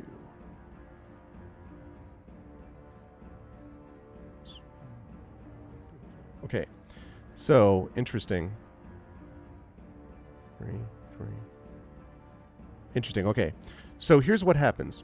Regina, there's this cry, and suddenly coming into you, like sort of firing into you from the talisman, a green beam shoots out and hits you and Lump and Hweddle. Here's the effect of that. On you, you have a total of 4 points restored to you. So you are up to 18 instead of 14, Regina. The talisman shot at me and I feel better? Correct. Now, the green beam that hits Lump, you feel it as it hits you. You have 6 points restored to you. Hweddle, when it hits you, though, you're like waiting for what's the bad news? This thing drains, or feels like it anyway, 3 points of life from you. So you have 3 points of life drained from you, whereas the other two have the life restored to them that I mentioned. My days! Blinking heck! I'm out! We can't do this! It hurts! And that brings us back to the beginning of the round. What do you all want to do? By the way, Reginald, you still have 1 out of 8 light fate, right? Yes. Lump has 1 out of 7. Yes. Okay, Regina's out of light fate now, right? I'm out. And Hweddle, you still have 2, I think, right? I Light gained fate? 1, I got 3. Oh, 3 light fate. That's right. But 0 spell points. Okay, just be clear. All right. So now you all can decide what you want to do as this beast faces you. It's definitely looking hurt. You have definitely done some damage to it for sure. Also, I am using my last dark fate to increase its threat again. I know you'll be. Oh, shocked. what? This thing's a boss, man. Don't worry about Yes, it. Don't yeah. worry about it. Okay. I got a spell. All right. Well, then you go first with your spell. Yeah, you're going first, mate. You're going first. Let's see that spell then. Mine's a bit of a Hail Mary, so I don't mind going last. I can go third if Hweddle wants to do the protect thing again, or maybe not now after being hit by the magic green beam. Yeah, Hweddle's questioning everything. He kind of wants to run away now. He doesn't get hurt very often, apart from when he falls off cliffs and stuff. But I think that's reasonable. So, do you want to go second, or shall I go second? He's thinking about it. Okay, then I will go. As long as you go before Lump, I can go second. Then you have a little bit more time to decide. Yeah. But I mean, well, yes, but I do need to know what you're planning on doing, theoretically. He's still gonna protect Lump. Lump's the one that's gonna get him through this. Okay. So Hweddle will go first with the protect. You say this. So second up is Reginald because of the spell that you said was going to be awesome. Is that right, Reginald? So that leaves. Okay, yeah. And then third and fourth would be Lump and Regina. So I'll go third, you'll Lump go third, fourth. and Lump goes fourth. Okay. Okay. Lovely. All right. So let's start then with Hweddle. Hweddle will do the protect at all costs. I will find you no matter what occurs. Literally giving his life to Lump. Mm-hmm. You know. That's fair. That's very dramatic and awesome, and I think noted by everybody, including the cat. That leads us to Reginald. I'm fine if the cat doesn't note it. Like Everyone most else cats, the can. cat doesn't note it. The cat notices it but doesn't care. The Probably, cat like is most mostly unimpressed. cats. Yeah. Okay. Reginald's going to strike his familiar spell pose, and the wind's going to start to pick up. Oh, the power of gust, huh? Okay. This This is not a bat, just so you know. No. But it's also, since it's sort of centralized on the cat, it might interfere with this fountain in an interesting way as well. So there's some science as well as bringing out the classic. I see. Okay. Also, I am going to rule that it is going to increase the difficulty here. Okay. Because it is a large creature. No worries. So let me think about the amount. I'm going to say difficulty 15. This is considerably bigger. Righty dokie. Hang on. I'm going to use a light fate for 4d6. Okay. Let's go. Well, I got a 6 on the Kismet, so that's my life fate back. That's I will nice. drop that 1 for a 19. Okay, so that is a 19 against a 15 difficulty. Good thing you weren't going up against it directly. But yes, because it's not against its threat. So, having done all of that, that means that the enemy is knocked to the ground, taking damage equal to your craft. Legs just blown clear out from under the cat.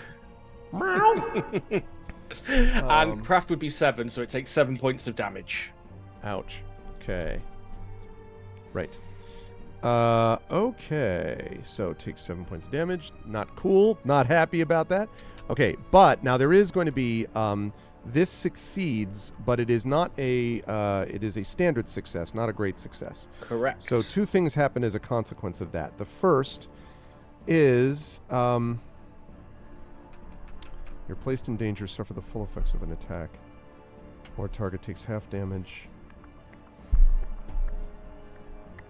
I think what it's going to do is I'm going to say that it will knock it down, but it's not going to do as much damage. So it's going instead of 7 damage, it's going to take 4. So we'll say that it took 4 instead of 7. Okay. Okay. The not so good news is that when you get a standard success or a failure, this creature can do something as a reaction, even when knocked to the ground. God. So what it does is, it from its back, it kind of like rolls over a little bit and hisses, and this time appearing between its ears is a swirling tornado that goes and then blows in your direction. It's a gust of wind that is all You blowing literal towards you. copycat. Literally copycat. Literal copycat. Literally a copycat. Okay, so let's see. This is its difficulty has to be an 11. All right. So, actually, wait. If it's casting a spell for this. So you have to defense test again. Okay, right. This is not a difficulty thing.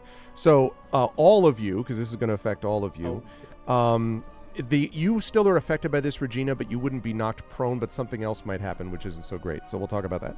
So what I need from each of you is, if you have athletics, I need a defense test, which is if you have athletics. Do any of you have athletics? I do not. Okay. I have. Do you, Hwedel? Oh yeah, Hweddle's well known for his athleticism. I was hoping you're going to be like, haha, Wow. my merit badge from. Okay. You know you're supposed to only be grumpy as Weddle, right? So. I can't separate myself from Hweddle. We are Method. one. It's We are called one. method, people. Yeah. So, okay, so that means Hwedel and Reginald are both going to be rolling 3d6. It means that Lump and Regina are going to be rolling 3d6 plus aspect. And then, do you have a focus that might fit into something like this, Regina and or Lump? Nope, no focus on Climbing? just athletics. No climbing. Yes, can you climb up the wings? No. So 3d6 plus aspect. Is for anybody both of stood you. up that I can grab? Can I grab Regina? Like, You could have just ram her into the wall. That'd be like, help me. You know, like, I'm still holding onto the spear. You could just like pin me into the wall so I don't fly away. Oh my god. No, 3d6 plus aspect for the both of you, and for Reginald and Hwedel, just 3d6, please. Athletics can have aspects brawn, agility, or metal. Do we choose? Yes, this is brawn, actually, not metal. This is brawn. Oh no. wait, what? It has to be brawn, not metal. Athletics with Okay, brawn. so Athletics Athletic with brawn. brawn. Oh, Yeah. I did it as agility. That was silly of me. Ignore yeah, that I would roll. have also done Please agility, ignore but that roll. Are you sure? I don't mind if not. Yeah, I not know, I'm ignoring that certain. roll. Please ignore that. That 12 with a dark fate. There you go. That's a little better. Ooh, 19 with a double. Okay. 19 with a double. Okay, so okay. let's see. We'll come back to that. Fif- Yes. Okay. 15 maybe? 15. We'll talk about that in a minute. And what have I got from Hwedel for this? 13. 13. Oh, With sorry, I the didn't see it. double if I it matters. beg your pardon. Okay, so that means that Hweddle and Reginald and Regina are blown backwards. Let's see, however, Lump holds firm for this, manages to hold on to things, but everybody else is blown backwards. Regina. So that means that Reginald and Regina and Bruce are all going to take a certain amount of damage. Regina, the only difference with you is that you are not going to be knocked down to the ground. You are, however, going to be knocked into the fountain. Now, I'll talk about the impact of that in just a moment. Literally, Won't that like, affect me as well? Because slam. if I'm getting knocked back, I'm standing on the lip of the fountain. Oh, that's right. You're as standing well. against the lip of the fountain. Then yes, Yeah. that has to be it. So you and this is even better. So both Regina and Reginald, the fall of the Reges, basically, both of you are going to fall into the fountain. We'll talk about the impact of that. Would that in a make it regicide? minute. We'll see what happens. Thank you. I see myself out. Okay, so what that means is damage equal to craft. Okay, so damage equal to craft. So that means, Reginald, you are going to take 8 points of damage. The Peddler's Cloak means that you withstand 2 of those. Yep. And then you will take the remaining 6 of those things and fall into the fountain. We'll talk about the implication of that in just a moment. Then Hweddle, you are going to take 8 points of damage. You do not have any armor, so that's going to be The pain! slammed into the wall, and you are also knocked onto the ground. Did you lose your armor that I gave you, Weddle? Oh no, Yeah, right? you That hasn't You been were hit, given right? armor. Yeah, you were given 3 points of armor. The slightly less pain. Does Slightly that less take me pain. from 3 pain? Hey. So that That's armor better. is now gone, but you have 24 life is what I have you at Hweddle now, because of the 3 extra points because of the armor. So 24 out of 32. And Sorry, then Alv, can I just interrupt a sec? Have you got my max life? I've managed to delete it and I can't find 25. it again. Thank 25 is a maximum, no problem. Regina, you are going to Yes. take that 8 points, as I mentioned. Oh, no, sorry, armor first. So you're going to take all those points on the armor. So remember to mark one of those as a double X, you know. Yep. And now you're at 1 out of Done. 12 armor. And you fall into the fountain. Now, when you fall into the fountain, let's see. Reginald, your reaction to this, you feel this kind of, I guess I would call it sort of a static electricity is almost what it feels like running up and down your arms and body. And I need you to roll a flat D20. We're going to see if you get a 1 to 10 or an 11 to 20. Okay, 1 flat d20 coming up. It's a 3. Okay, might have been better with the 11 were to 20, dead. but you take a bill. No. Okay, you are going to take an additional 5 points of damage here as you feel this sort of electricity sort of begin to burn and crackle, almost as if you were getting like an electrical burn. So you're sitting now at 8 out of 25 life, I think. Regina, unfortunately, you do not get to make such a roll because you sense almost instinctively how evil this water is that you've fallen to. The corruption that you feel from this water has a particular effect on your deeply positive psyche in certain ways, if you know what I'm saying. Something about a certain alignment possession. So let's see. You are going to take an additional 6 points of damage, and this ignores armor. So you are just you take 6 points of life damage. Regina knew that being good is never a good idea. I knew you would pay the ultimate penalty. Okay, so that's what happens as you are sitting in the fountain. You'll have to decide. I'm going to move you both over there so I don't forget it myself. Okay, I'm going to move Reginald there first. So that we know and we're all clear. Okay. Lump, though, you managed to resist this effect. Okay, and I actually don't even remember what that attack was on. Oh, it was on Reginald, because this was on Reginald. That all happened as a reaction to Reginald's gust. So, okay.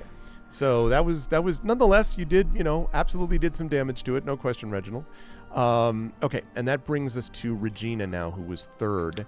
You are sitting in this, kind of swimming around in this fountain water, Regina. Okay, for some reason, Regina feels very brave and positively good. suddenly, and she bursts out of the fountain with the spear in one hand and the magical rapier in the other hand. Okay. And screams, "I will slay you, fiend!" Okay. And I'll attack the kitty cat with the spear. Outstanding. All right. Okay, then this is again 3d. I didn't do this last time. 3d6 plus 8. Here we go. 21. Not enough. I used a hell of a dark fate, people, in that last one. Good news is I'm out of dark fate. I tried That's my the good very news. best in this moment. Yes, so that does not unfortunately hit. That is a failure. And this creature, which seems, again, now you just sort of slash in on it. You can move your token next to it also, so I don't forget that you're out of the fountain now, Regina. So you kind of slide right next to it, and it slashes back up at you. Now, when it is a failure, it means you inflict no damage to your target, but your opponent hits you for full damage. For those of you who haven't watched this before, a 21 is an exceptional roll. This thing was beastly in its Dark Fate edition. So it is going to fire back with all cylinders, so to speak. A little while since it was just doing normal attacks. Okay, there we go. So that is going to be... All right, so you are going to take an additional, as it slashes back at you. Okay. That is an additional 11 points of damage. So your armor blocks one of those, so that means that you have 10 that goes through. So you're sitting at 2 out of 30 life. Why does the armor only block 1? Because you were down to 1 out of 12 armor. But I had the additional armor from Lump. Oh, right. So I keep forgetting about that. So let me add back 3 points to your life then. So now you're at 5 life. Yeah, my bad. Yes, thank you. 5 That's life. much better, isn't it? But my armor was just shredded, right? Yes, your armor is obliterated at this moment.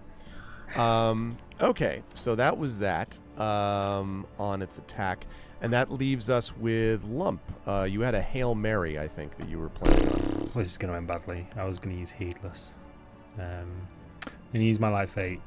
I'm going to scream at the cat and charge straight towards it. Did the cat, move back? Is the cat prone, by the way? The cat is technically, still kind of roll. I mean, it's up. It's rolled onto the ground, so it's not, on its back, but it is still prone, technically, yes. So, just remind me, can it get up and attack on its next turn? Is that how it works? Theoretically, it could, because it's close enough that it could do this. I'd have to roll differently if you were some distance from it. But because it's all attacking at the same time, that's why it hit Regina. Right? Because even though Regina did a great roll, it swiped at her with its claw. So if I were to not attack it but take another action, it wouldn't attack me, correct? Right. It would it probably would attack the one it could get to, which is Regina. Okay. If it does either of those things, I may do something else. Can I have a second to table talk? Yes, sure. So either Heedless now, or the only health potion I have left in my bag, which is that special brew, and then Heedless next turn. If it's prone, then I get more health, but I can't attack until it attacks me with a successful attack for full damage. I have 8 hit points left, so... Take the health potion. It is prone, and a 21 still didn't hit. All right. He is out of Dark Fate. Go to the next... Take the health potion now and go into next turn. Okay. I reach into my pocket, or reach into whatever's left in my backpack. I pop the cork on the special brew that we got friggin' ages. I'm such a pack rat. And I quaff the potion, which does 1d6 plus 3 HP. Also cures exhaustion, just in case I'm exhausted. It's a great hangover cure, or heals 1 wound, but I'm not wounded. Okay. So any health is going to be better than... That's fair enough. I've got 1d6 plus 3... So as the cat already attacked me, it will not have all 4 attacks, 7. so that's something at least. Right. Excellent. So that's 7 points of health back to me, bringing me to... a robust 15. I had it at 13. No, you were at... 7. Sorry, I can't count. It's late. 15. Thank you. Yep. There we go. A robust 15. That's it. Okay. So, let's see. So you quaffed the potion. So, let's see. So what that means is... we got that. All right, good. Okay, so let's see. So, so far... so Reginald attacked it as a reaction. It was able to respond. So Reginald's been dealt with here. Hweddle has not. It has not taken its action versus Hweddle yet because Hweddle did not engage it. It's got the protect action up for Lump. Regina has engaged it, and we just talked about that. So that means that it has got technically 2, which is Lumps and Hweddles, basically, or it's things that are left if I counted that properly. So Reginald and Regina are used up, but Lump and Hweddle are still active. And it is going to swing away, I think, at... Because you're standing right in front of it. Did you back up, Lump, actually? I'm sorry. Did you say you did that? Well, I thought that it had been blown away a little bit out of combat range. A bit? So, like maybe there? Yeah, like not with it. So it can't swipe at me. Yeah. So Lump would sort of stand up and go, oh. Gotcha. Okay. So I'll say because it's been knocked prone, what it's going to do is take one remaining attack on Regina. I don't think it can get to Hweddle this turn. So it will take 1 attack on Regina as opposed to 4 attacks. So it will attack once. So Regina, I need you please to make a defense test against this, which is going to be against melee. So agility or brawn. I will try to avoid by using agility. Makes sense. All right. You have a focus in this? In defense tests, I didn't even know I could. No, I don't have a melee focus. Does melee focus help? No, you'd have to be... No. Because you have to be actually attacking. There's defense against melee attack. Actually, no. I take that back. No, but it says melee. It says melee, so I have a focus. Yeah. So 3d6 plus aspects plus 2. Yep. And the aspect is agility. Because I don't have a focus in cat. So it's only 3d6, only 3d6 plus aspect. Okay, gotcha. Yeah, 3d6 I would say. plus agility. Yeah. You could have a focus in cat. Maybe I will later take a focus in cat. I was going to say, now you all need a focus. You will now. Exactly. So that's a good 3d6. category to consider. Hey, I'll be here all week. Roll. 16. Let's see. A 16 is not enough, as you might. Would a 17 be enough? No. Dang it. Nope. Sorry. Okay. So you are going to take full damage against this thing. So it is. Good luck, everyone. I'm out. That is going to be 8 damage, which you take. So Regina falls before the might of the cat. Okay, so we're going to note that on her sheet. Duh. Okay. I will dwindle to the ground and like a spiral pattern. Block. Wow. And just you hear like, you feel. You will pay the ultimate. Yeah, exactly. I was going to. Okay. Right. So, that'll give you, and you have all, like, you can see this thing is reasonably hurt. You've done a fair bit of damage to it. It's just at the moment. That's helpful. You know, yeah, I mean, there's that. So, let me just double check here on death and dying. Let's just make sure we get those rules down. Okay, so every round after this happens, you'll have to make a death test to see if your character is still alive. It's a difficulty 8 test using Metal or Resolve, and each additional round after the first, the difficulty increases by 1. Although if you roll a 6 on the Kismet die on a death test, you stabilize and awaken on your own after 1 minute with 1 life. Any kind of healing spell or magical effect immediately stabilizes a dying character, or you can stabilize a character with a successful heal test. So if any of you have a heal skill, I do think we decided that you need to be, like, have this as a skill. I don't think you can just, like, pretend to have it. But if any of you have that, you could try to stabilize Regina, or use a healing potion if any of you have one, or finish off this cat really fast. Any of those are options available to you. So the next round comes. What do the 3 of you who are still functional want to do? I'm going to say, by the way, that Regina is going to be going 4th here by just automatically.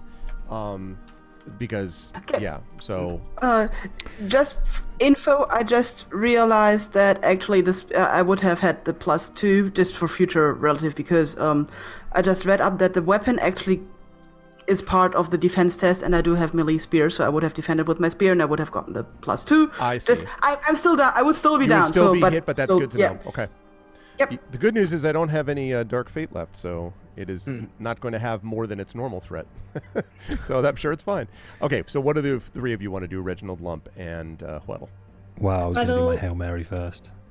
I was thinking about Unless- lightning bolt, but I'm pretty sure it's copying my spells, literally. Despite I did a lightning bolt, it did a lightning bolt. I did a gust of wind, it did a gust of wind. I mean, It's got reflect on. it's taking the damage, which is why I'm like, do I risk soaking on a lightning bolt? But I've also got the Briar Rose and the healing pack and the healing skill, so Fair. What do you think, Bruce?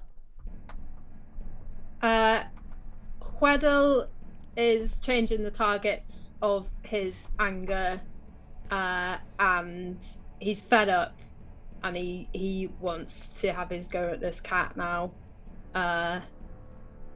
That's where Hweddle's at. I'm Cool. So here. who's going? He's gonna go first unless someone else is going first. Like, well, at this point, Well, Reginald's I'm- kind of hauling himself over the edge of the fountain. Then you go first, and I'll go second, and Reginald can go third. How's that? Okay. All right. So I think I will go after Regina and try and stabilize her. Well, you mean before Regina, because she's Well, yeah. before she has a step. Yeah, okay, that's what I thought. Cool. All right, so Hweddle, you are up first. Then, what are you going to do against this thing? probably the most anticlimactic thing in the universe. But Hweddle, he's had a hard day. He's really mad. Everyone's forcing him to take this talisman back and save the world instead of, serving his own interests and the betterment of, the getting the truth out there about dwarven work being appropriated by elves. And he's been angry at everyone. And now this cat's just come along and is beating him up and is beating up his friends, which is fine. But he draws a line at beating him up. You go beat up his mates. Don't beat Hweddle. And so he's gonna actually. Can I get up and walk to it and attack on the same turn? Sure. In which. Yes. Okay, that's fine. I have to check because otherwise It's within no, a you can't few do that, meters, actually. so yes, I think so. You just get up Okay. really angrily. Can he get up kind of theatrically? Oh, sure. I mean, Okay. So we've got this, the Dwarven battle anthem, and he's gonna be like singing it to himself as he's like getting up slowly and drawing his rapier. So he'll start really quiet and be like, "On battlefields the blood is spilled," and he gets up, "soaking into soil," and he gets the second leg up. "When day becomes the reddest stone," like shing, the rapier comes out, "from which is forged iron." And then he goes and he wants to attempt to attack the cat with a rapier. And he's got a melee skill, but he's by no means, an artisan of master of weapons, but he's just going to be like, iron, iron, iron, iron. And he's going to like just go for it on this cat. Cat's like, whoa! Okay. I just made sure that we shut off the music just during that the singing of that anthem. All right. I'm gonna change the music. There we go. I just thought that was appropriate once we got that. Okay. So, all right. So you were going to charge in on it. So I would like you then, please, to make your melee attack. So, question first of all, you do not have or do have the melee skill? I do have the melee skill. All right, so then it's going to be 3d6. I don't think you have a focus, or do you? Nope. Okay, so just 3d6 plus aspect, which in this case I think is brawn, he said, questioningly. For a rapier? Yeah, let me check. Agility or brawn. So 3d6 plus 3d6 plus agility. If you want to use agility, I assume you do over brawn. Yeah. Okay. Slash roll 2d6 plus. Get ready for the most anticlimactic run of your life. Delicious 14. Trips over his own feet. It was so dramatic. I was here for it, and then I was afraid really that's- hoping. I was really had my fingers crossed, and I was like, this is the moment. I will say, chat, you can always, those of you who have this, you could inspire that 2 to be re-rolled if you wished. You could do that. No guarantee though that it's going to hit. This thing is rough. So if you inspire, don't expect it's automatically going to work. So that's if anybody has an inspiration from my chat. Going once. Going twice. Okay, so that means we're going to have to stick with what it is, I'm afraid. Reverse the polarity of the spell. Okay, so you do not hit it, unfortunately, Weddle, but it is going to hit you. It is going to hit you for 10 points of damage as it just slams you in the chest with a meow of anger. How does that sound? Sort of ragged. That's a clip right there. Yeah. Sort of, ragged and not quite. So it does that. Sadly, does not work well as much as I wanted it to. Okay, that's going to lead us to number 2. I think was Lump was going second. Yep, absolutely. Inspired by Weddle's song and the fact that Weddle stepped in front, in between Lump and the cat in order to attack the cat. Lump will use Heedless and allow the cat to attack him for full damage before taking his attack. Oh, interesting. Okay. Full damage. So, Heedless, you prefer to charge headlong into battle, never counting the cost. You can spend 1 light fate, which is all I've got left, and let a creature you're attacking deal its combat damage as if you rolled a failure on your attack test. Wow. Okay. It will do 8 points of damage to you, which you're going to take all of. Sweet. But you're still alive, though. I'm still alive, so bear with me. I'm still alive. So that takes me to 7. Yes, 7. 7. That's how numbers work. Yep. Fantastic stuff. So, if you follow it with an attack test that has any grade of success, you can roll an additional dice if you're wielding a one-handed weapon, or 2 if you're wielding a two-handed weapon. Okay. If I fail, I take no additional damage. So Okay. attack 3d6 plus aspect plus focus. Does a 20 hit? A 20 will hit. It is a standard success, but it will hit. And it will not, you won't take damage. Actually, does it say what happens on a standard success? I assume you wouldn't take damage, period, because technically a standard success means you take a little damage back, but I don't think that makes sense. If you wouldn't take damage on a failure, I don't think you would take damage on a standard success. Yeah, if your attack test is a failure, you suffer no additional damage. But I'm attacking as though I have rolled a failure on my test. So the attack, from rules as written, it sounds like the creature's already had its attack. That's what I thought. Yeah, that's what I would roll. Like I've already failed the attack, but then I get to roll damage, if that makes sense. Absolutely. So you hit. So go ahead and roll that damage. Oh, thank God. Right. Let me get my flowchart out. Standard success. Benefit of draining all my dark fate, by the way, chat. I used it all up.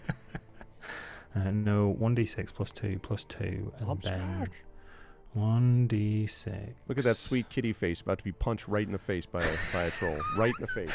Right between the eyes. Blam. Right in green its fist teeth. between Plus the green eyes. Plus 2 plus Bam. another 2d6 plus that. Yeah, that, and that. Okay, so damage-wise, I'm going to do 11 points of damage.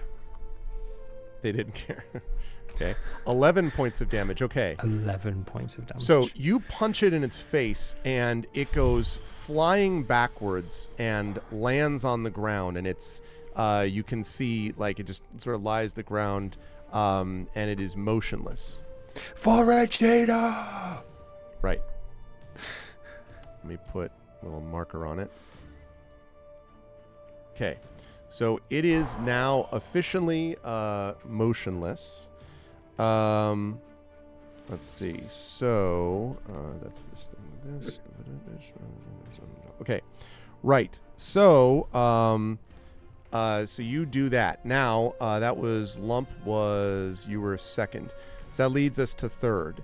So that means, Reginald, you were up next, but as you clamber out of the fountain, you can see the talisman sword talisman next to Regina is glowing a bright bluish green light. Reginald's would like to run over and grab that before anyone can get in the way and pick it up themselves and maybe cart it off to the mountains to study. Mm-hmm. That's funny. I wonder why that would happen. Okay. So he's moving there specifically to grab the sword now because he thinks he knows what needs to be done, and he doesn't trust the kitty. It's a magical kitty. You can't trust them. Okay. All right. So you have done that, and then so you got. I'm sorry. So say that last part. You grabbed the sword. You got that, and then what happens?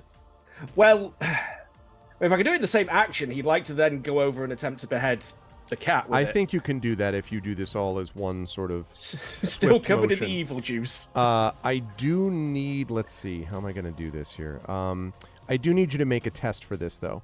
This is not difficult because it's obviously motionless, but you're also trying to. Reginald with a sword. This has some epic botch written all over it. So you stab Lump several times. A melee test. So we're looking at 3d6, I believe. This is where I reveal I actually do have the melee skill. Oh, that's right. And I've had it for years. It's just never been necessary. But it was always after I think there was one encounter where I was like, if I'd had melee, I might have done a bit better. So it's been sitting there ever since. Yay! Okay. 3d6 plus aspect then. Okay. Would that be brawn? I guess for a decapitation attempt. Okay. Say that again. I'm sorry. I was going to say brawn for a decapitation attempt. Yes.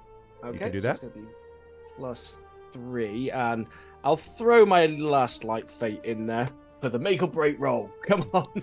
You can do it. Come on. Inspiration's at the ready, folks. I'm saying it ahead of time, not mid-roll. That's right. That's right. Go. Okay. Which one you dropping?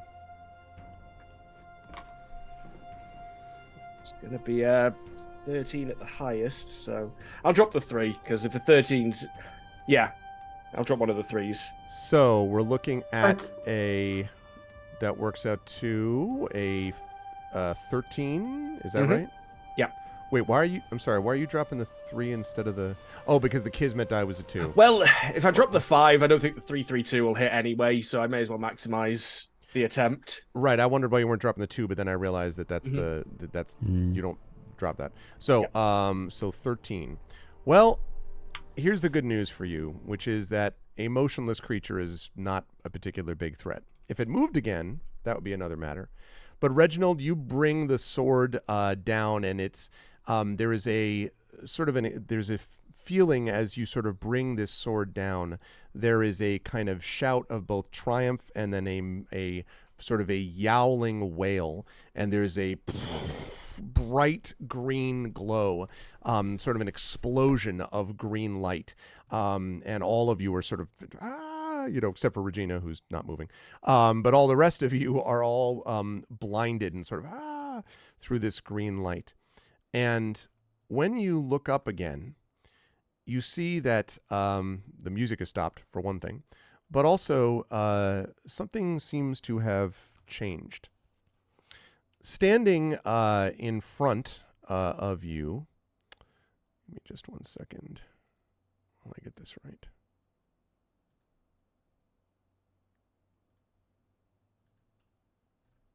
No, I want this one.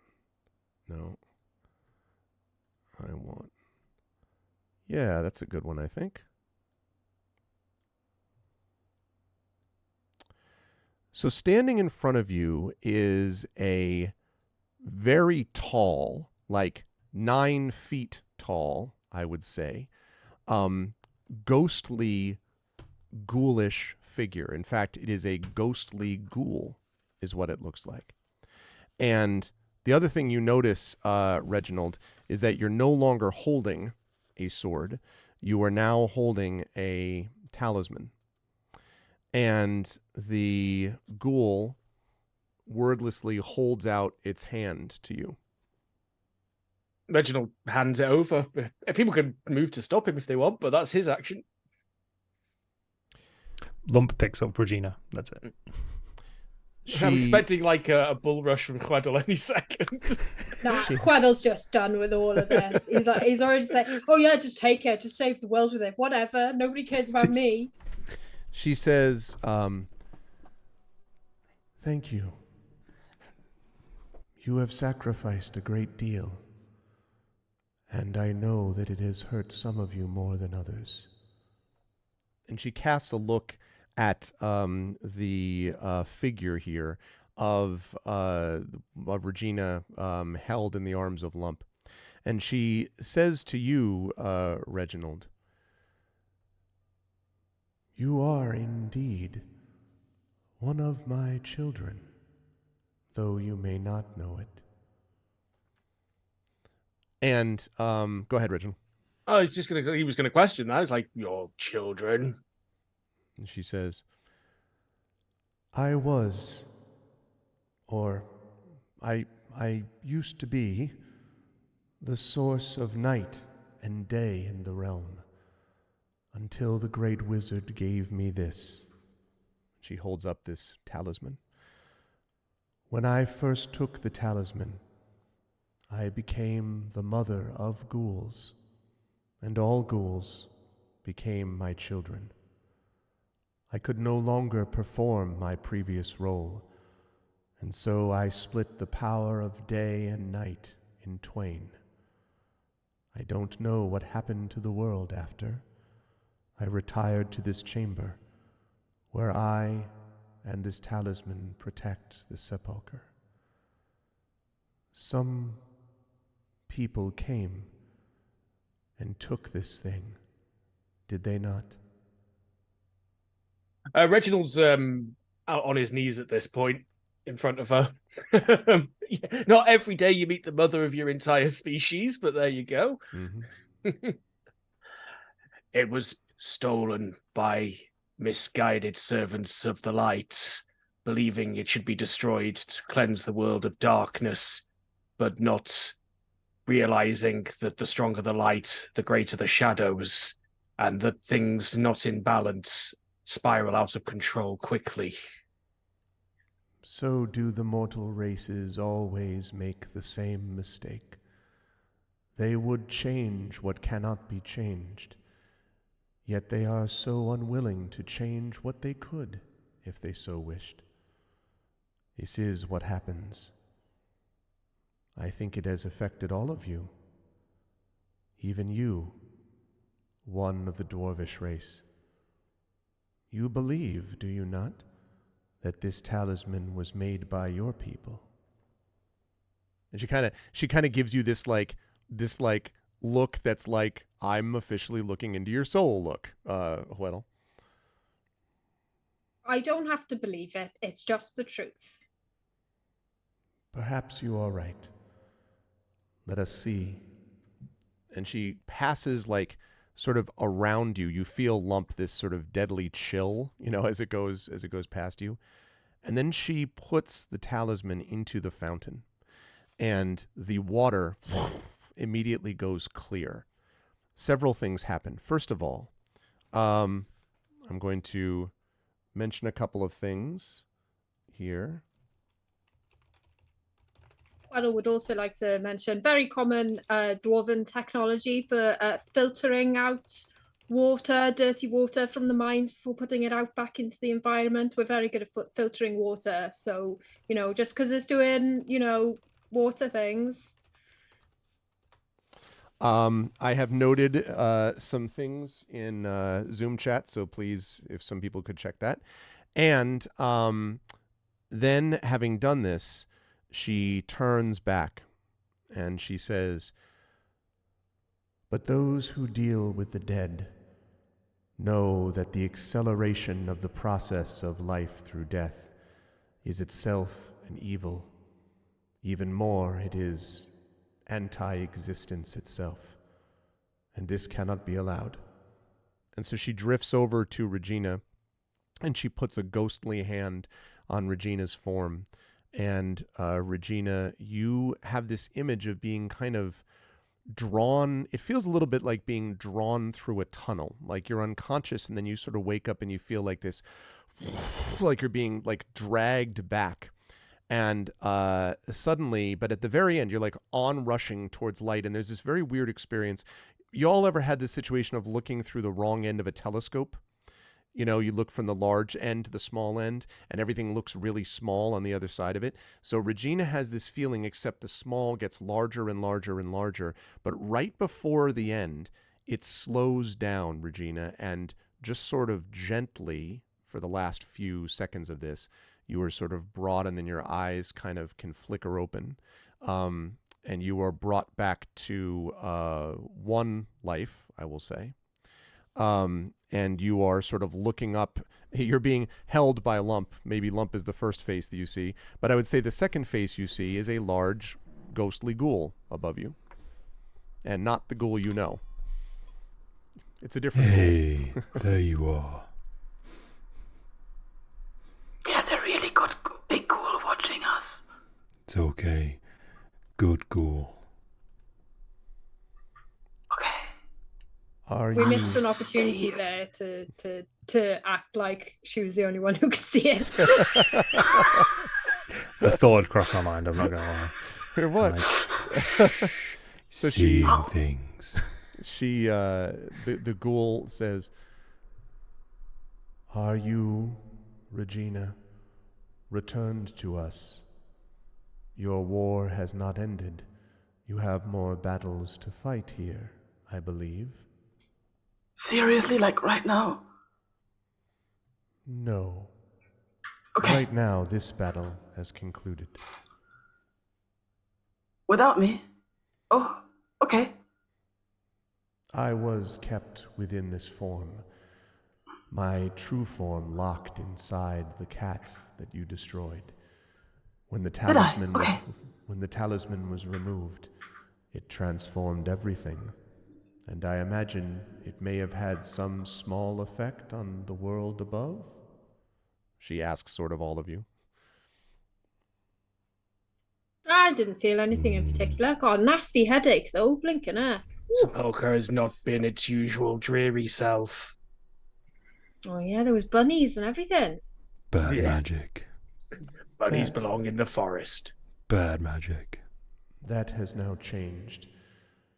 Sepulchre and the graveyard will return to what it should be, and so long as foolish creatures do not seek to unshift the balance again, we will find ourselves returned to some normal.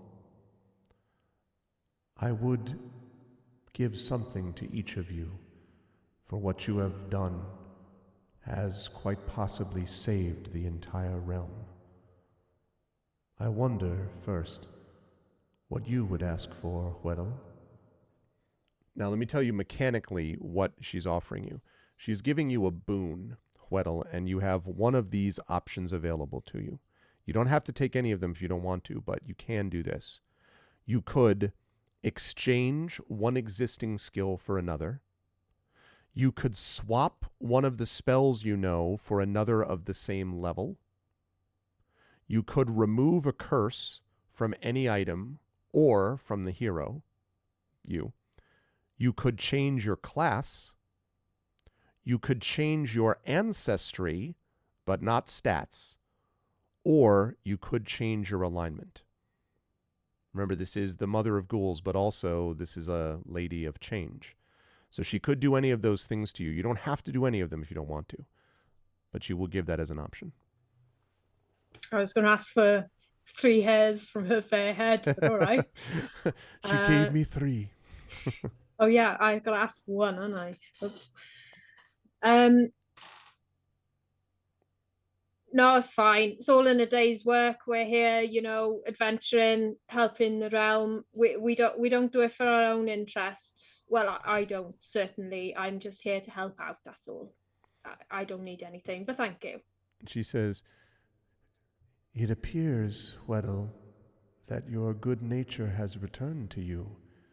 You seem pleased.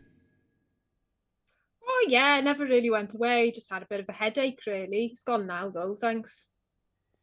And she kind of nods several times, and then she says, "And what of you, brave troll?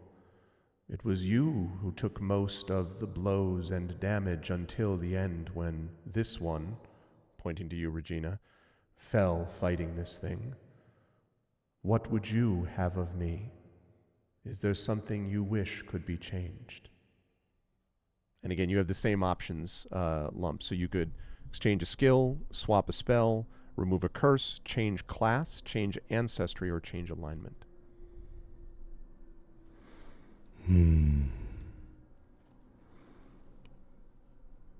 Lump. No need boon. Lump use own power to make change in world, and with friends and family. And he sort of lets go of Regina. Regina sort of, I assume Regina can now fly. Like, you are healthy enough to float. Lump done bad things in past, and now just beginning to like self again. So, Lump okay being Lump. You healed friend. That's what matters. And the ghoul nods slowly and respectfully, and then turns to Regina, who is now, as we talked about, floating, and says, "And you, greatest warrior of the sprites, you would have given your life in service of your companions, though all would have made the same sacrifice if it was needed. What would you wish from me? Is there anything you would change about yourself?" First of all, it was an accident. And second, you know what? I am really good as I am. Like, no, not taking that criticism. I'm fine. I'm like really good. And nobody say it different. I'm fine. And she kind of like nods slowly, holds your gaze for a moment as if trying to, judge you, and then sort of, not in a negative way, but just like, and then passes by and comes in front of you, Reginald, still on your knees there, and she says, "And you, one of my children, what would you ask from the mother of ghouls? I can, of course, change you, and will, if you will it." I feel that had I been anyone other than myself, we may not have been able to rescue you, and as such, I would not change anything about myself or my companions if they're happy as they are. All I would ask is to be able to continue to serve in your honor and the honor of ghouls, shepherding the dead on their journey to the beyond. And she kind of listens to all this and then says, "All of you have been given the chance to change something fundamental about yourselves. How many of the mortal races have at some point wished to do the same, have fought wars over it? Yet each of you, given the chance, have wished to remain as yourselves. Interesting. Perhaps the world has changed, and it is I who have remained static. I must think on this. In the meantime, I think you may find other things have changed when you exit this tomb. Nothing will attack you as you depart, but as you go, do so with my thanks. And be aware, the world itself, even if it has returned to what it was, still has a deepness of shadow that covers it. Not the shadow of the grave, but the shadow of unnaturalness. You may find yourself called to face that challenge sooner than you think. but you have the blessing of the Mother of Ghouls upon you. And may that blessing light the darkness or darken the brightness as you need, as you go on your way. And she kind of drifts back and over the this platform here in the altar in the middle of the room, and then lifts a hand and slowly fades and is gone.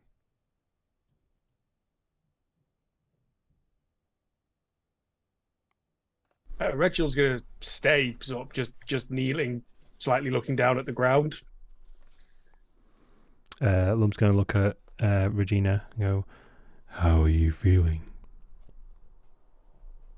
Less heroic than 10 minutes ago. After that, I'm fine. This armor will be hard to repair. I mean, look at it; it's like really shredded and everything. Lump just sort of picks one thread of his armor off of his body. He's like, need new armor.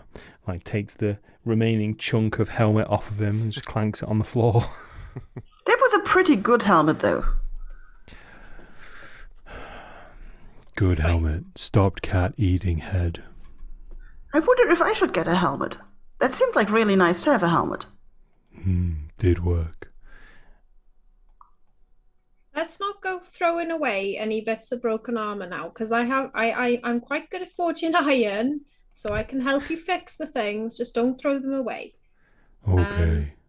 Now, I don't know if it's too soon to bring it up, because I can see, Reginald, you're still having a moment, and very understandable, etc. But I was just wondering, the whole thing about where we get to loot and pillage our way through Sepulchre. I was wondering when we get to that bit. I think we were explained that it's not looting or pillaging if we're allowed, and that we can only do it when we're allowed, and we're allowed. Right? Or do we need to go back to the barn first? Tall ghost lady said no enemies. Could search for shiny things. Reginald's having like a literal life-altering moment. Everyone else is like, so, about the gold we left. Okay, I'll flutter over to Reginald and I like flutter down to face height, peer at him. Like, you okay? Oh, I just never thought I'd get to speak to the mother. I'd heard stories about her, but... So she is like a mythological figure for you? She was the first ghoul, cursed by the Talisman. But she seemed pretty relaxed about everything. If your spirits are shepherded properly, this can be a benefit.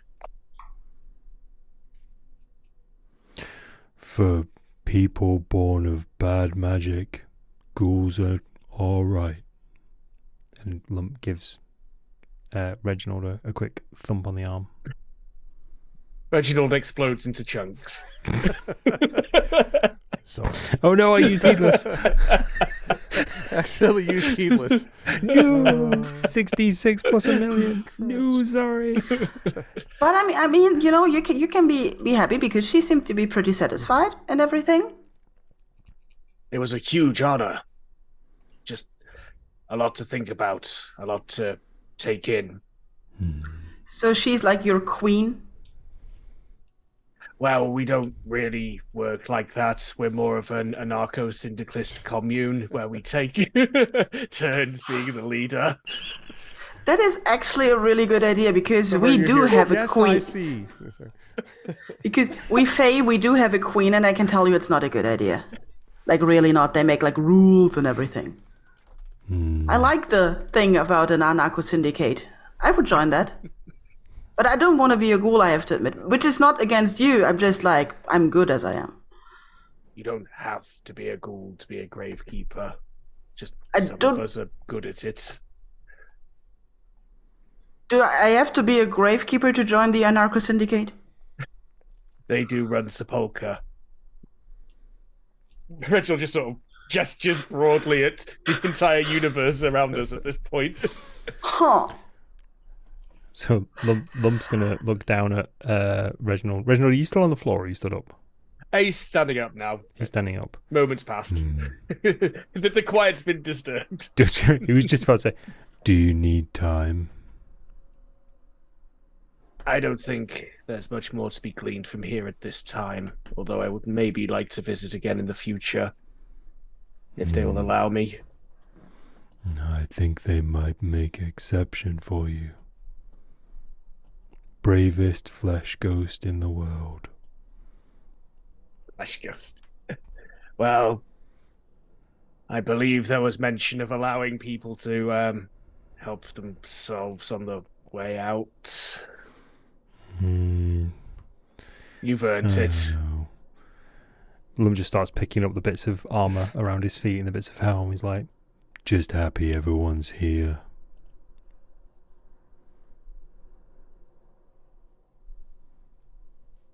He turns around to Regina, actually, and goes, do you think I could have asked for wings? You could have been a sprite. But it's all right that you turned it down. Because we have this really annoying moniker thing going on, and I don't think you want to be part of it. No. Would like wings my size, though. That would be cool.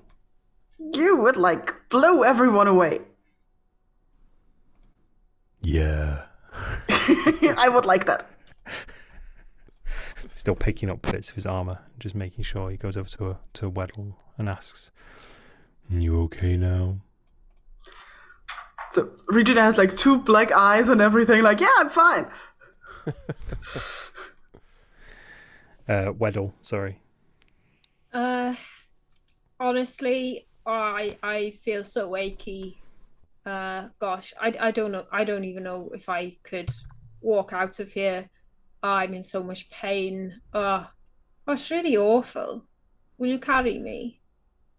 Without even a moment, there's this sort of noise as Lump picks up Weddle and just drapes Weddle over his shoulder as they're walking out. It's a practiced motion. Slamming Weddle's chin on your back, taking 20 points of bludgeoning damage. Oh no, I used heedless. Damn it. Oh, this is great. I mean, I'm usually either drunk or hungover for this part. As you make your way out of the lady's tomb, indeed, as was promised, you do not encounter any enemies. But you do note that when you come out of the when you come out of the quick admin check. Is anyone actually looking for anything shiny? Weddle, I'm looking at you. Nah, he's actually just trying to cheer up. Okay. Regina. He doesn't care that much. There are, by the way, rewards coming in a minute. In case you're curious. Regina still feels slightly self-conscious about looting the grave. She doesn't know why. Maybe some residual stuff, and just flies along without moving any direction. Maybe just looking out of the corner of her eye, left or right, but not doing anything. As an aside, as we are exiting the mausoleum, Lump offers a shoulder for Regina if you want to sit on his shoulder, his other shoulder. Regina flies out of the museum, then smacks her hand against her forehead I have to check on something, and flies back in. I'm going to check on the fountain. Okay. The evil fountain. I would want to make sure if it's still there and being evil. The fountain is clear now. The water is clear in the fountain. I look at it suspiciously. Okay. Make a movement towards the fountain. It continues to trickle unconcernedly. And then I fly back to the others. Okay. As you leave, we get a montage shot of the fountain laughing evilly. No, I'm kidding. It doesn't do that.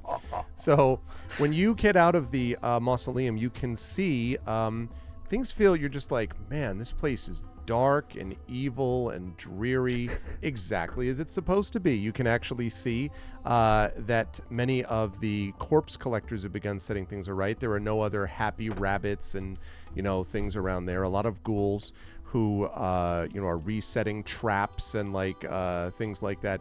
You hear a couple of people starting up this organ music, and kind of nodding happily at each other as you pass by. And as you pass by, all of the ghouls, all the corpse collectors, as you pass by, bow their heads and mutter their appreciation.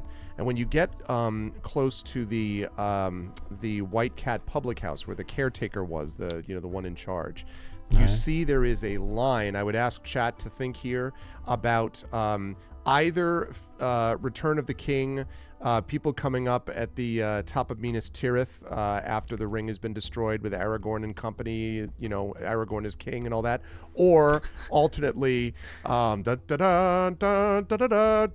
Wars, where you're walking down the line and they're just all lined up. They're just ghouls all lined up, and as you pass by, of course there's no applause, but all of them bow their heads silently as if you are like an honor guard almost as you pass by. And when you get back to the White Cat Public House, the caretaker is indeed waiting for you. He brings you in and he thanks you profusely and offers you rewards on top of it. First of all, 50 gold in coins. That's not per, that's for the party, but there's a lot more coming, so you wait. So first of all, 50 gold for the party, which you can split as you like. Secondly, 3, 4, 5, okay. Good rolls. Okay. Secondly, you receive jewelry, which is worth about 70 gold. A couple of bracelets, there's a necklace and a ring. There's enough for each of you to have something, although the caretaker indicates that this is not magical in nature. But before you leave, he says there's one thing more that's important. And now I have something I haven't been able to do for much of the adventure, but I get to do now. That is, I get to issue something pretty cool. Bounty. More or less. Sort of. Okay. I would like Regina, please, to...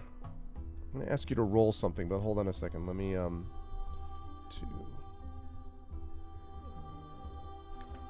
So that's 50 gold for the party. Jewelry worth 70, consisting of 2 bracelets, necklace, and a ring.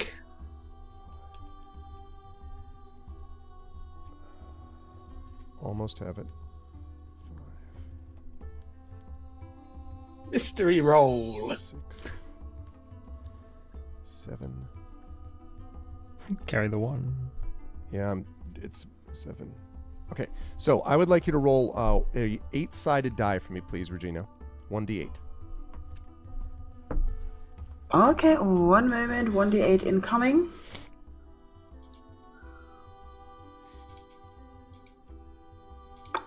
Click, click, click, click, click, click, click. Roll! It's a 5. A 5, okay. So 2, 3, 4. Oh, please don't. Oh, I'm so happy. Okay. Regina, you're gonna see why. Good. This is so great. This is so great. It's gonna be. He's either happy for himself or he's happy for us. No, I'm happy for you. He hands over to you what looks like a very simple sack, Regina. And at first you're just kind of like, why are you giving me a sack? Yeah, why are you giving me a sack? And he says, this sack has more than you might expect. Or rather, you can put more in it that you might expect. This is a bottomless haversack. And what the bottomless haversack does is it basically accesses its own small pocket realm where you can have items and store them. Basically what it does is this item can contain 20 loads worth of items without increasing its own load. So you could put spears, swords, books about tactics, acorns, like whatever you wanted, you could put into there. And you can, for a light fate, no matter how much you put in there, you can use light fate to cause what we call what you need when you need it. So when you use a light fate, you put your hand in and without any looking at all, immediately draw forth the item that you want. Like, is there a limit to this? So the limit is up to, it can contain 20 loads worth of items without increasing its own load. Yeah, but I mean, is there a limit to what kind of items I can get out of this? What do you mean? Because he said, is the light fate? Wait, is the light fate to pick out one of my items, one of your or does items. it create? One of your items. Oh, I thought it creates a new item, and I was like, no, one of your items. You can put whatever you want in there, but you can draw it forth by using a light fate. If you don't do that, then you actually have to do a little bit of a test to find what it is that you need from it. So I should not put my head in there to see where my item is, yes? Right. Well, you can like search for it, but you won't be able to find it immediately. It may take some time. So if in combat you're like, I'm going to use a light fate to draw forth my sword of destroy thing that I'm fighting or whatever, you could do that. There is, I will say there is one drawback to this haversack, which is that if you have to do a test and you get, you roll a crit fail on the Kismet die, you have an effect called It's Around Here Somewhere, which means that one of the items in the haversack has gone missing and will return on its own in 1d6 hours. That's if you just... Now, that never happens if you use what you need when you need it. If you use Light Fate, it always immediately works with no error. But if you do the test, there is a technical possibility that you might lose the item for a while, theoretically. Do I have to do the test even if I'm like sitting down and have a lot of time to rummage into it, or is just if I need the item you still time have sensitively? To do the test. You still have to do the test. But this is going to be great. But yeah, the test is honestly not difficult. It's made harder if you're trying to do it in like the heat of combat. But if you're just sitting around doing it, it's not a difficult test. So can items that are in there smash or something? No. Nope. Booze. Also, there is one requirement. Booze what bag. is your craft? I should have asked this before. What craft? Wait, actually, I do have a little bit of craft by now. I've got 3. Yeah, that's fine. Yep, just checking. So yes, that's what you're given. That is your gift. A bottomless haversack. Could it hold a troll? Could it hold a what? A troll. No, it has to No, be... you're more than 20. You weigh more than 20 stone. It also has to be something which can fit in. Now, it doesn't have to... It can be longer than it. So you could put in a spear. But if it's wider... Like, you couldn't have put the white cat in the bag, for example. You couldn't do that. So it's not like... That's not like that. But you can put anything that's long. You could put in like a... I don't know. I guess if there was a thin flagpole, you could put the flagpole in, even if it was like 50 feet long. Doesn't matter. I look at the ghoul. This is amazing. Thank you. Could you please sell me a big bottle of something alcoholic? Your tallest bottle of alcohol. And the ghoul nods, and immediately they bring over some of the fluid you might have remembered from before. And I like put myself in front of the party with the bag in one hand, the bottle in the other, and do like party trick. Like I don't let go of the bottle, but like all the other ghouls don't. around are kind of like silently regarding you, but still respectfully. Okay, Reginald, you get to make the same roll on an 8-sided die, please. Decided coming up. Your modifier. Oh dear. I got a 6. Okay, a 6. Let's see.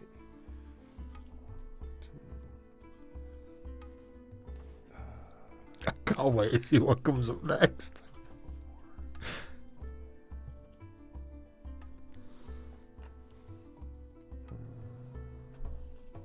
Hang on. Okay. All right. You are handed a glowing red potion, Reginald. This potion, as you look carefully, in fact, I'm going to pull up the picture of this if I can, because the picture of it is really awesome. Those of you who play the board game, see if you recognize the picture. I know, seriously, right? Okay. Let me roll that down there. Okay. We had someone with a strong potion game in our last board game session, which we had a winner of. I know, that's amazing. You actually had a winner of Talisman. We actually had someone beat Talisman in about a 5-hour session.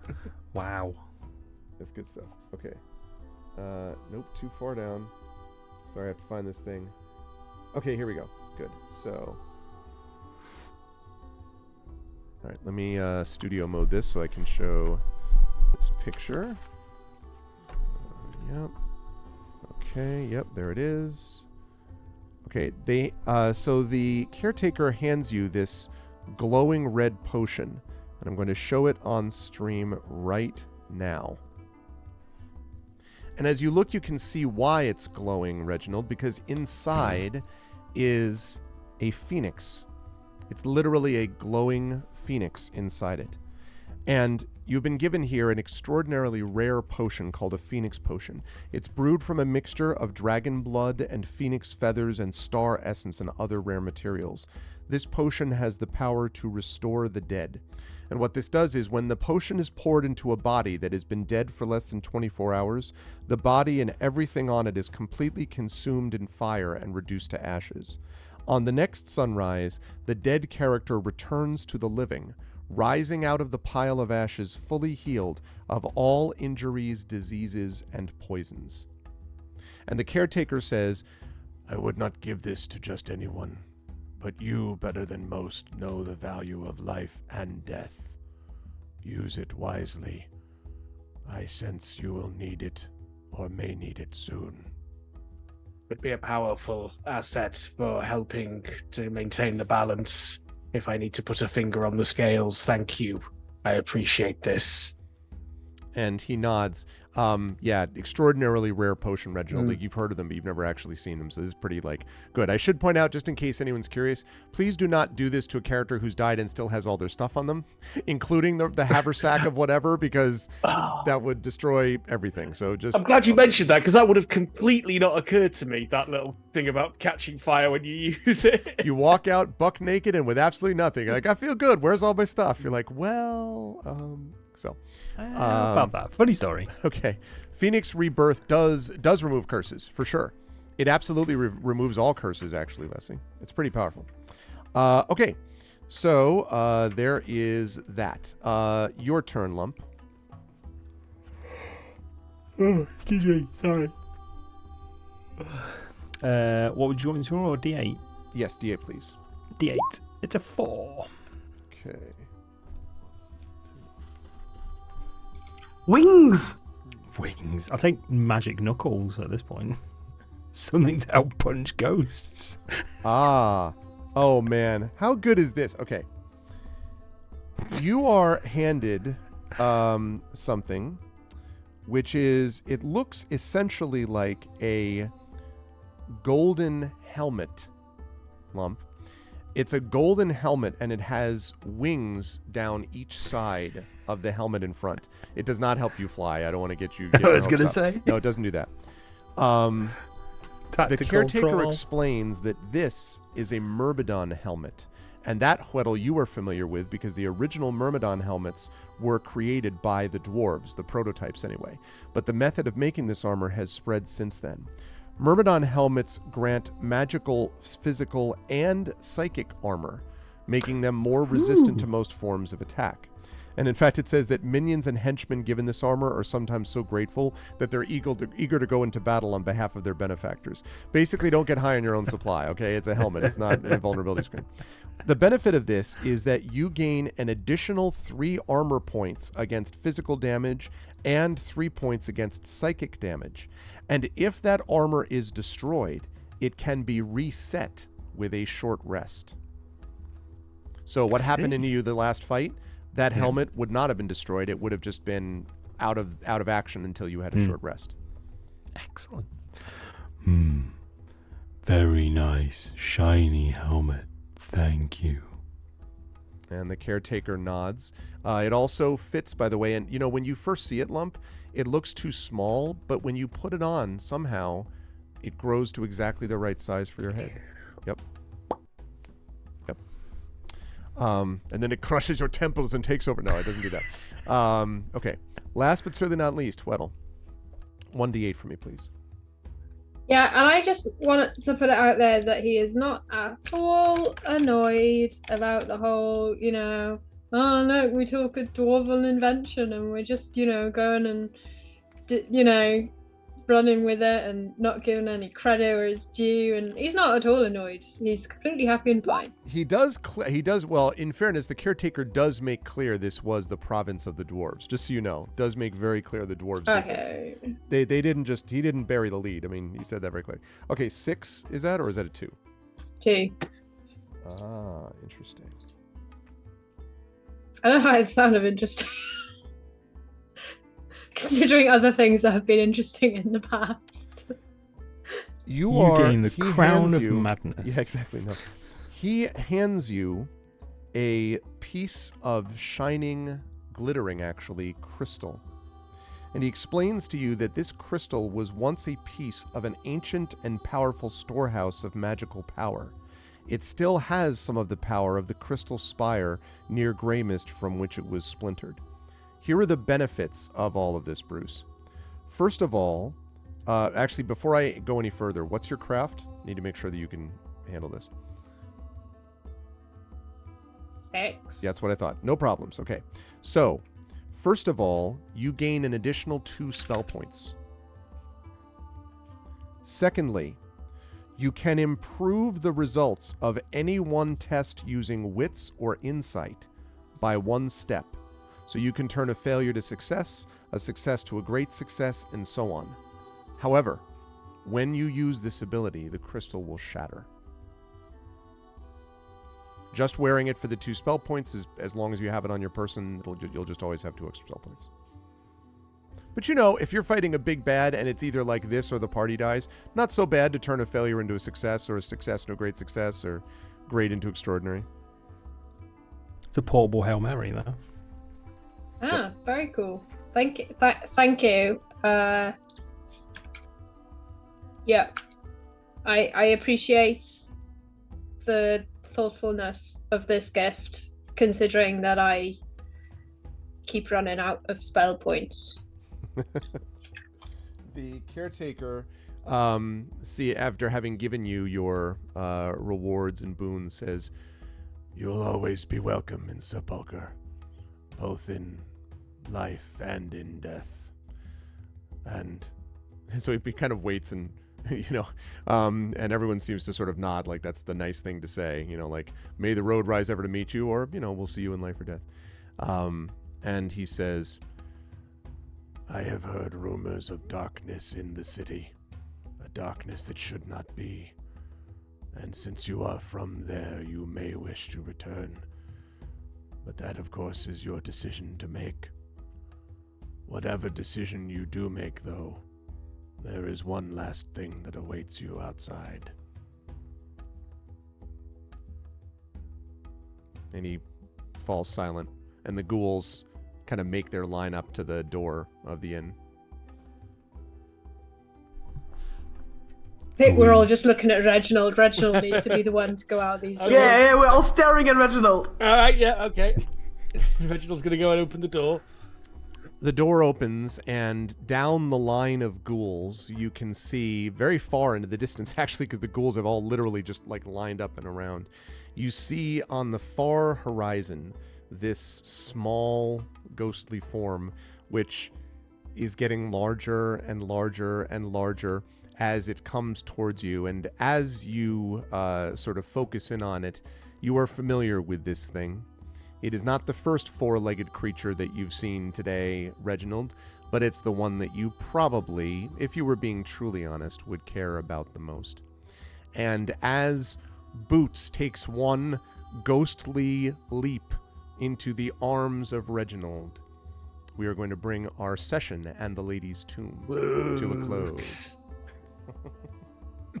Oh, now I've teared up about the thoughts Best of boy. Boots being restored. Best boy. Boots returns. Best boy. Y'all did it! Lady's tomb complete. Good stuff, everybody. Oh, that was close, boy. Yeah, listen, this thing, I love it actually says in there, if you think that this may not be enough of a challenge, you can add the following. I'm like, enough of a challenge. I think it's good. I think we managed it. We were very textbook description of blundered into that fight.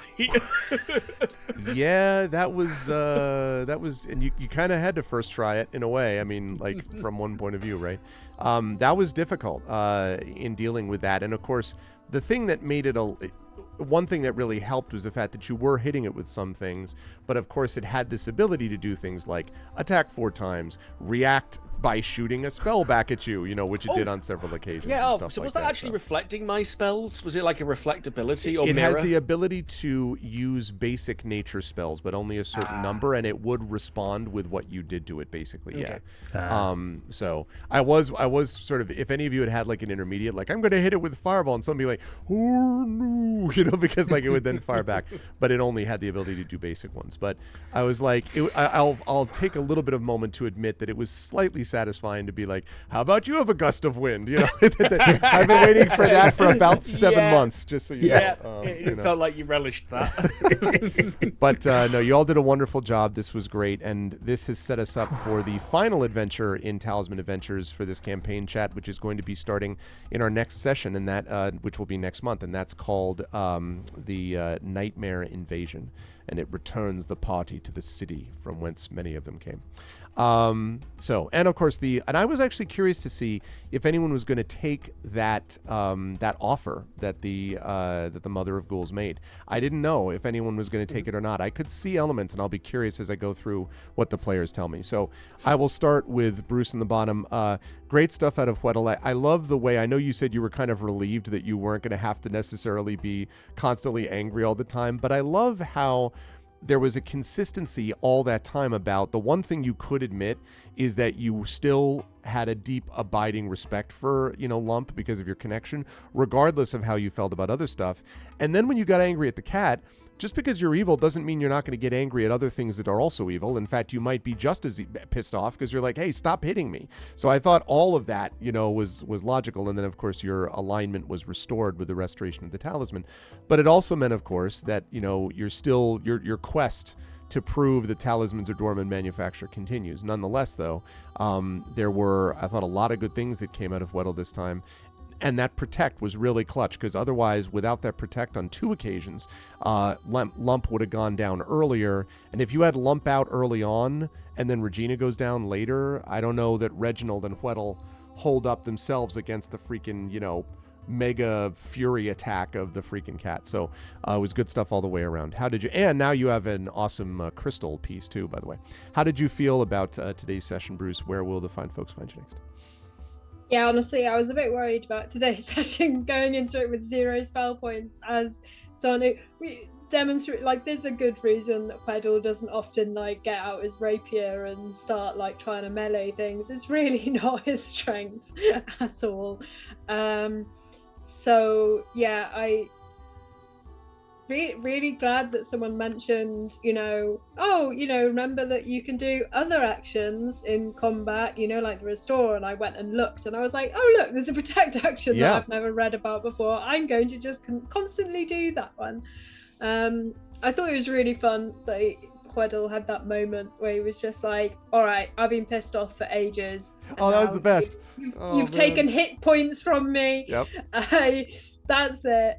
I'm going, and then just completely ineffectual at all, it was just great. I was rooting so hard for that. I was like, I heard the bagpipes. I'm like, come on, let's go. But then it didn't work, and I was like, afterwards I realized I had 3 light fate. I didn't use any of them. But yeah, no, that was really fun, and I'm looking forward to, Huedel's definitely looking forward to going back to the city and reconnecting with some of his dwarven scholar friends. So yeah, although it's been nice coming back to the area of the crags as well, that's been very nice for him. And you'll just find me next at the next Talisman. I'm super duper busy. I'm hosting a lot of writing meetups, actually hosting like 15 hours of meetups every week somehow. Nice. Now, so Nice, that's good. A lot, and good luck with. I wish you productive writing sessions and all that as a part of that. That's awesome. Thank you, Bruce. Good stuff tonight. Moving on up to Mike. Great stuff again as always with Lump. Lump really had to absorb a lot of damage there. It got some real benefits out of the protect stuff, but also the helm. That was huge. The helm made a big difference. Obviously, Heedless was enormously important. There were, Lump really, you got your money's worth out of Lump, I think, in what Lump's abilities were here, and now got a cool helmet out of it also. And I was curious about whether I should have asked this about Weddle first. Bruce, was Weddle tempted at all by the whole change offer? I should have asked you that. Nah, he's a dwarven minstrel, and he's got the skills. He's very happy being a dwarven minstrel and being the man he is. There's nothing new change. Fair enough. That makes sense to me. What about you? Mike, was Lump tempted by anything? Was there a possibility of doing something? And how'd you feel about today's session, et cetera, et cetera? Well, we'll touch on the boon first. There was a little part of me that was like, do you know what? Thematically, Lump could probably take this as a spiritual do-over, because he's essentially not running from his past, but he's making up for stuff he's done. So what if he just sort of sees this as a get out of jail free, a start over card? He could be human with his strength and then just go do good in the world, and then no one would know who he was, right? Because some people are going to recognize him in the city, and some people are going to be like, that's not a nice person. Why are you traveling with this person? So, but I honestly thought he's now done enough with this group that he sees this group as family, and they've accepted him, he's accepted them, and there's a really nice bond there. So I'm it feels better that he wouldn't want to change anything about himself. He's actually now just starting to accept himself, if that makes sense. So yeah, how I feel about the session, how I always feel about the session, absolutely fantastic. I've needed this. It's really late and I'm really tired because it's been a really long day and a really long week, but I'm super hyped for the next session. I'm super hyped for Saltmarsh. I'm super hyped for the next start of the next adventure of Talisman as well. One thing I would like to say is I had this really nice kind of thematic moment where in my head, and I should have probably explained it, when the helm saved Lump, I imagined the cat biting onto Lump's entire head, and then the helm just shattering in its mouth, and then it's sort of letting go, and Lump just sort of being like, oh, that's what that does. He knows he should wear this helmet for a reason, but he's just just can't see. Why does but my it's head not need protection? Yeah, it's not done anything, and all of a sudden the cat tries to bite it like a melon or something like that, and it's it saves his life. He's like, oh, helmets, got it. But yeah, as for myself, you can find me on Friday on my channel. There's a brand new schedule. You can check it out over on my Twitch channel, twitch.tv/peripheralmike. And there's going to be some lo-fi gaming streams from 6 till 9 p.m. BST. You can also catch me for a 5-hour mega stream this Saturday. And following Monday will be Horror Stream Monday. So we'll have 6 till 9 BST. We're going to be playing some janky horror games from the great list of horror games that's been recommended on my Discord. If you wish to join the Discord, you can find the link over on my Twitch channel. But yeah, that's all from me. Good stuff, and good luck, Mike, as well on your path, as we talked about, to partner with the Twitch thing. Always a pleasure. Moving right on up the line, Saber, great stuff out of Reginald. As I mentioned a bunch of times, this was adventure that had ghouls as a significant focus, and obviously you got to see that with literally the mother of ghouls that was provided to you, and also an understanding of kind of life and death and what happens when you screw around with that balance, and the whole bit. And of course, most importantly, the return of Boots, the reunion with Boots was critical. But saved Boots. Do we save Boots? But I am curious about whether or not whether there was any sense that Reginald would have taken any change or not, or whether you're thinking about that, and then more generally how you felt about the session. Also, the lightning bolt, that did, and the gust and all that was doing damage. It was just also being then reflected at you by the creature. So once I figured that out, I had to sort of, I was revising my strategy anyway, and then with Regina going down, it was suddenly right, well, that narrows down focus a bit more for me. And then it all happened kind of fast after that point. But yeah, and then I was going do I hit it with the spell and risk like it doing it to someone else and taking them out. Like Gust of Wind went right out after that first use. It's like not doing that again. You're like, God damn it. So that's what that feels like. And also, and then in addition, you got that potion. I forgot about that too. Yeah. So there was that too. So how'd you feel about today's session and so on? It was great. Well, for the boon, I mean, as a player, I did look over my sheet, but I was actually looking like even some of the more amusing skills I picked mostly sort of because I thought it'd be funny. They've had their uses where they've been really good, except for smell. But I'm sure that day's gonna come soon. Sometime. Maybe in the city where there's lots of smells you have to pick out. Maybe someday. But honestly, yeah, I've gotten use out of all of his skills. I wouldn't change him. I was tempted about swapping a spell, but again, I mean, Gust of Wind and Lightning Bolt have been solid workhorses this entire time for him. And Shatter's just a great wildcard one to have in there because you can do some interesting stuff with that if you're a bit creative about it outside of just doing it on people's swords. So, and obviously in Universe, like Rachel said, he's like, I got here as this form I am right now. I'm okay. Yeah. That's definitely good stuff. Everyone made that same decision. The mother of your own species. That's going to have some effects on Reginald. He's definitely going to be mulling a few things over and possibility of. He's probably at this point, I think, probably feeling a bit homesick for his graveyard, which just coincidentally happens to be in the city. I'm sure that won't factor into things going forward in any way. But yeah, it's been great fun. Again, we got dunked in evil water. Well, two of us did. We've had heads bitten by cats. We decapitated a cat. Decapitated. I mean, I want to go for the pun, but it's also kind of a sad one because of the topic. But yeah, great times. Anyway, move swiftly on from this, I think. I'll be back here tomorrow. I'm going to be streaming the release stream for Yakuza 0, which is a huge deal for me personally because I'm a big fan of the series. So them coming to GOG is a great time. We've got 3 streams back-to-back covering Yakuza 1, Yakuza 0, and Yakuza 2.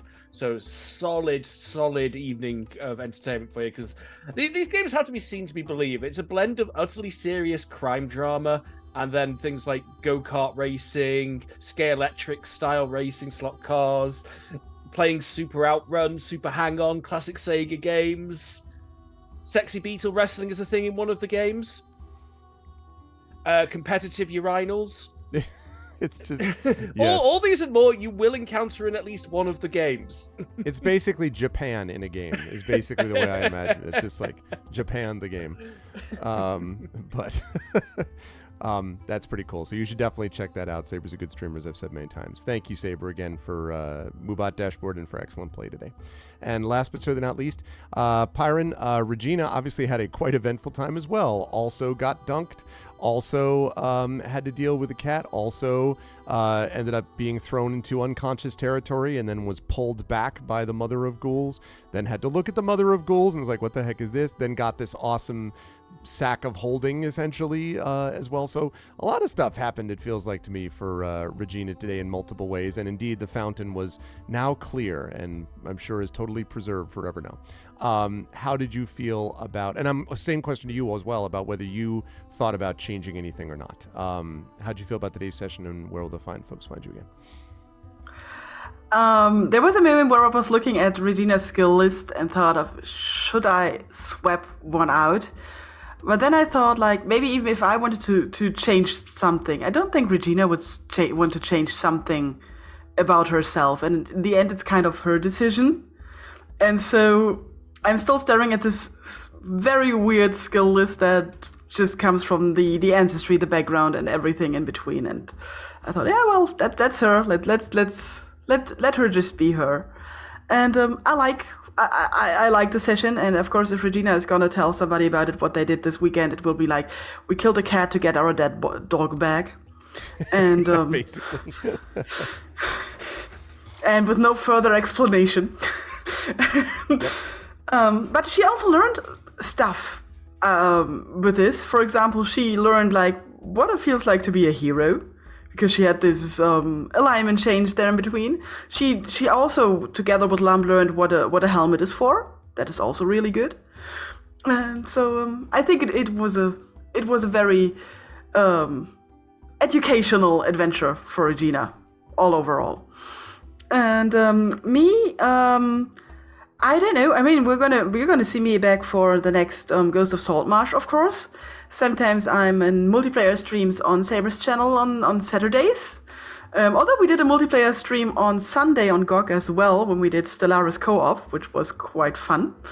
And so yeah, man, just keep an eye on the schedule and you see me around. Good stuff. And it's a great pleasure to have this whole crew of upbeat folks. It's always a real pleasure to be able to play with them every month. Chat, can we get some love for the amazing Pyron Jade, the incredible Darksaber 2K, the astonishing Peripheral Mike, and the inconceivably awesome Undeveloped Bruce. Always a pleasure to have all four of you here. Chat, can we get some love for them? And players, thank you so much. I will see all of you next month for various things. Bye for now. Bye, everyone. Bye. Stay safe. See you later. And that is going to do it for us for today, chat. This was a lot of fun. I really did enjoy this as well. There was a real sense, I thought, of, as I say, we have one adventure left in Talisman, and that's going to be for us, Talisman Adventures, and that's going to be this one that is going to be starting next month, called Nightmare Invasion, that takes place back in the city where it all began. And I'm very excited to see how it's like as they sort of return, having changed substantially, obviously, right? I mean, they've gone through a lot, they've been through a lot, and a lot of things have changed for them. And so I'm very excited about seeing how that gets managed for them as we go forward.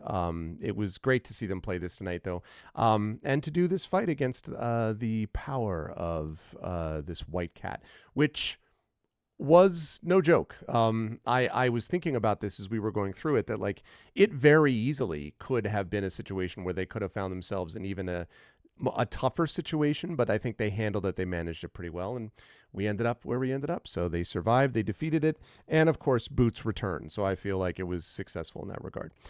If you like what you saw and heard today, please make sure to follow us here on GogCom's Twitch channel. Please make sure to subscribe to us here as well, and please consider clicking through and checking out our own individual channels. We have our own tabletop systems and things like that going forward. I will be on my own channel on Friday again, as I'll be back with Court of Blades, Valorword, as we continue with our swashbuckling thing that is based largely on the Caribbean and a bunch of other things. So you'll have a chance to see all that stuff if you come over, and you can see me as a player playing Carevis Diorencio, who is a Bravo. And that campaign has had a lot of stuff that's been going through it. So it's a lot of fun. You should definitely check that out. That is going to be Friday night at 8 p.m. Eastern. And then I'm going to be on the road for a couple of weeks. I'm going to be out in the Pacific Northwest. I will have most of my streams anyway. I'll be streaming remotely, but I'll have most of my streams, although I won't be streaming in all likelihood on Tuesday, July 4th. It's a holiday for us, so I will probably not stream then, but I will be streaming next week. But I'll be doing it at a different time. So just make sure you watch your calendars and everything. I should be here, though, 12 p.m. Eastern next Tuesday for a new game, which you'll see when I actually get there. Otherwise, I want to thank everyone for being here tonight. Kilgore Trout is following me up, I think, with some System Shock, and I think is going to be coming up in 2 hours and 38 minutes. Yes. So it's going to be basically 2 hours, 2.5 hours, a little over 2.5 hours. Kilgore Trout will be back. Yes. Well, the man himself. There we go. With more System Shock remakes. So you should check that out. So please follow, subscribe, do all that great stuff.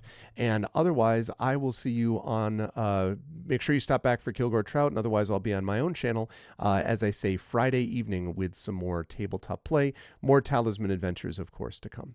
Until then, chat, thank you so much for being here. Lady's Tomb is complete, and I will see all of you folks soon. Until then, everyone, be good to each other. Bye for now.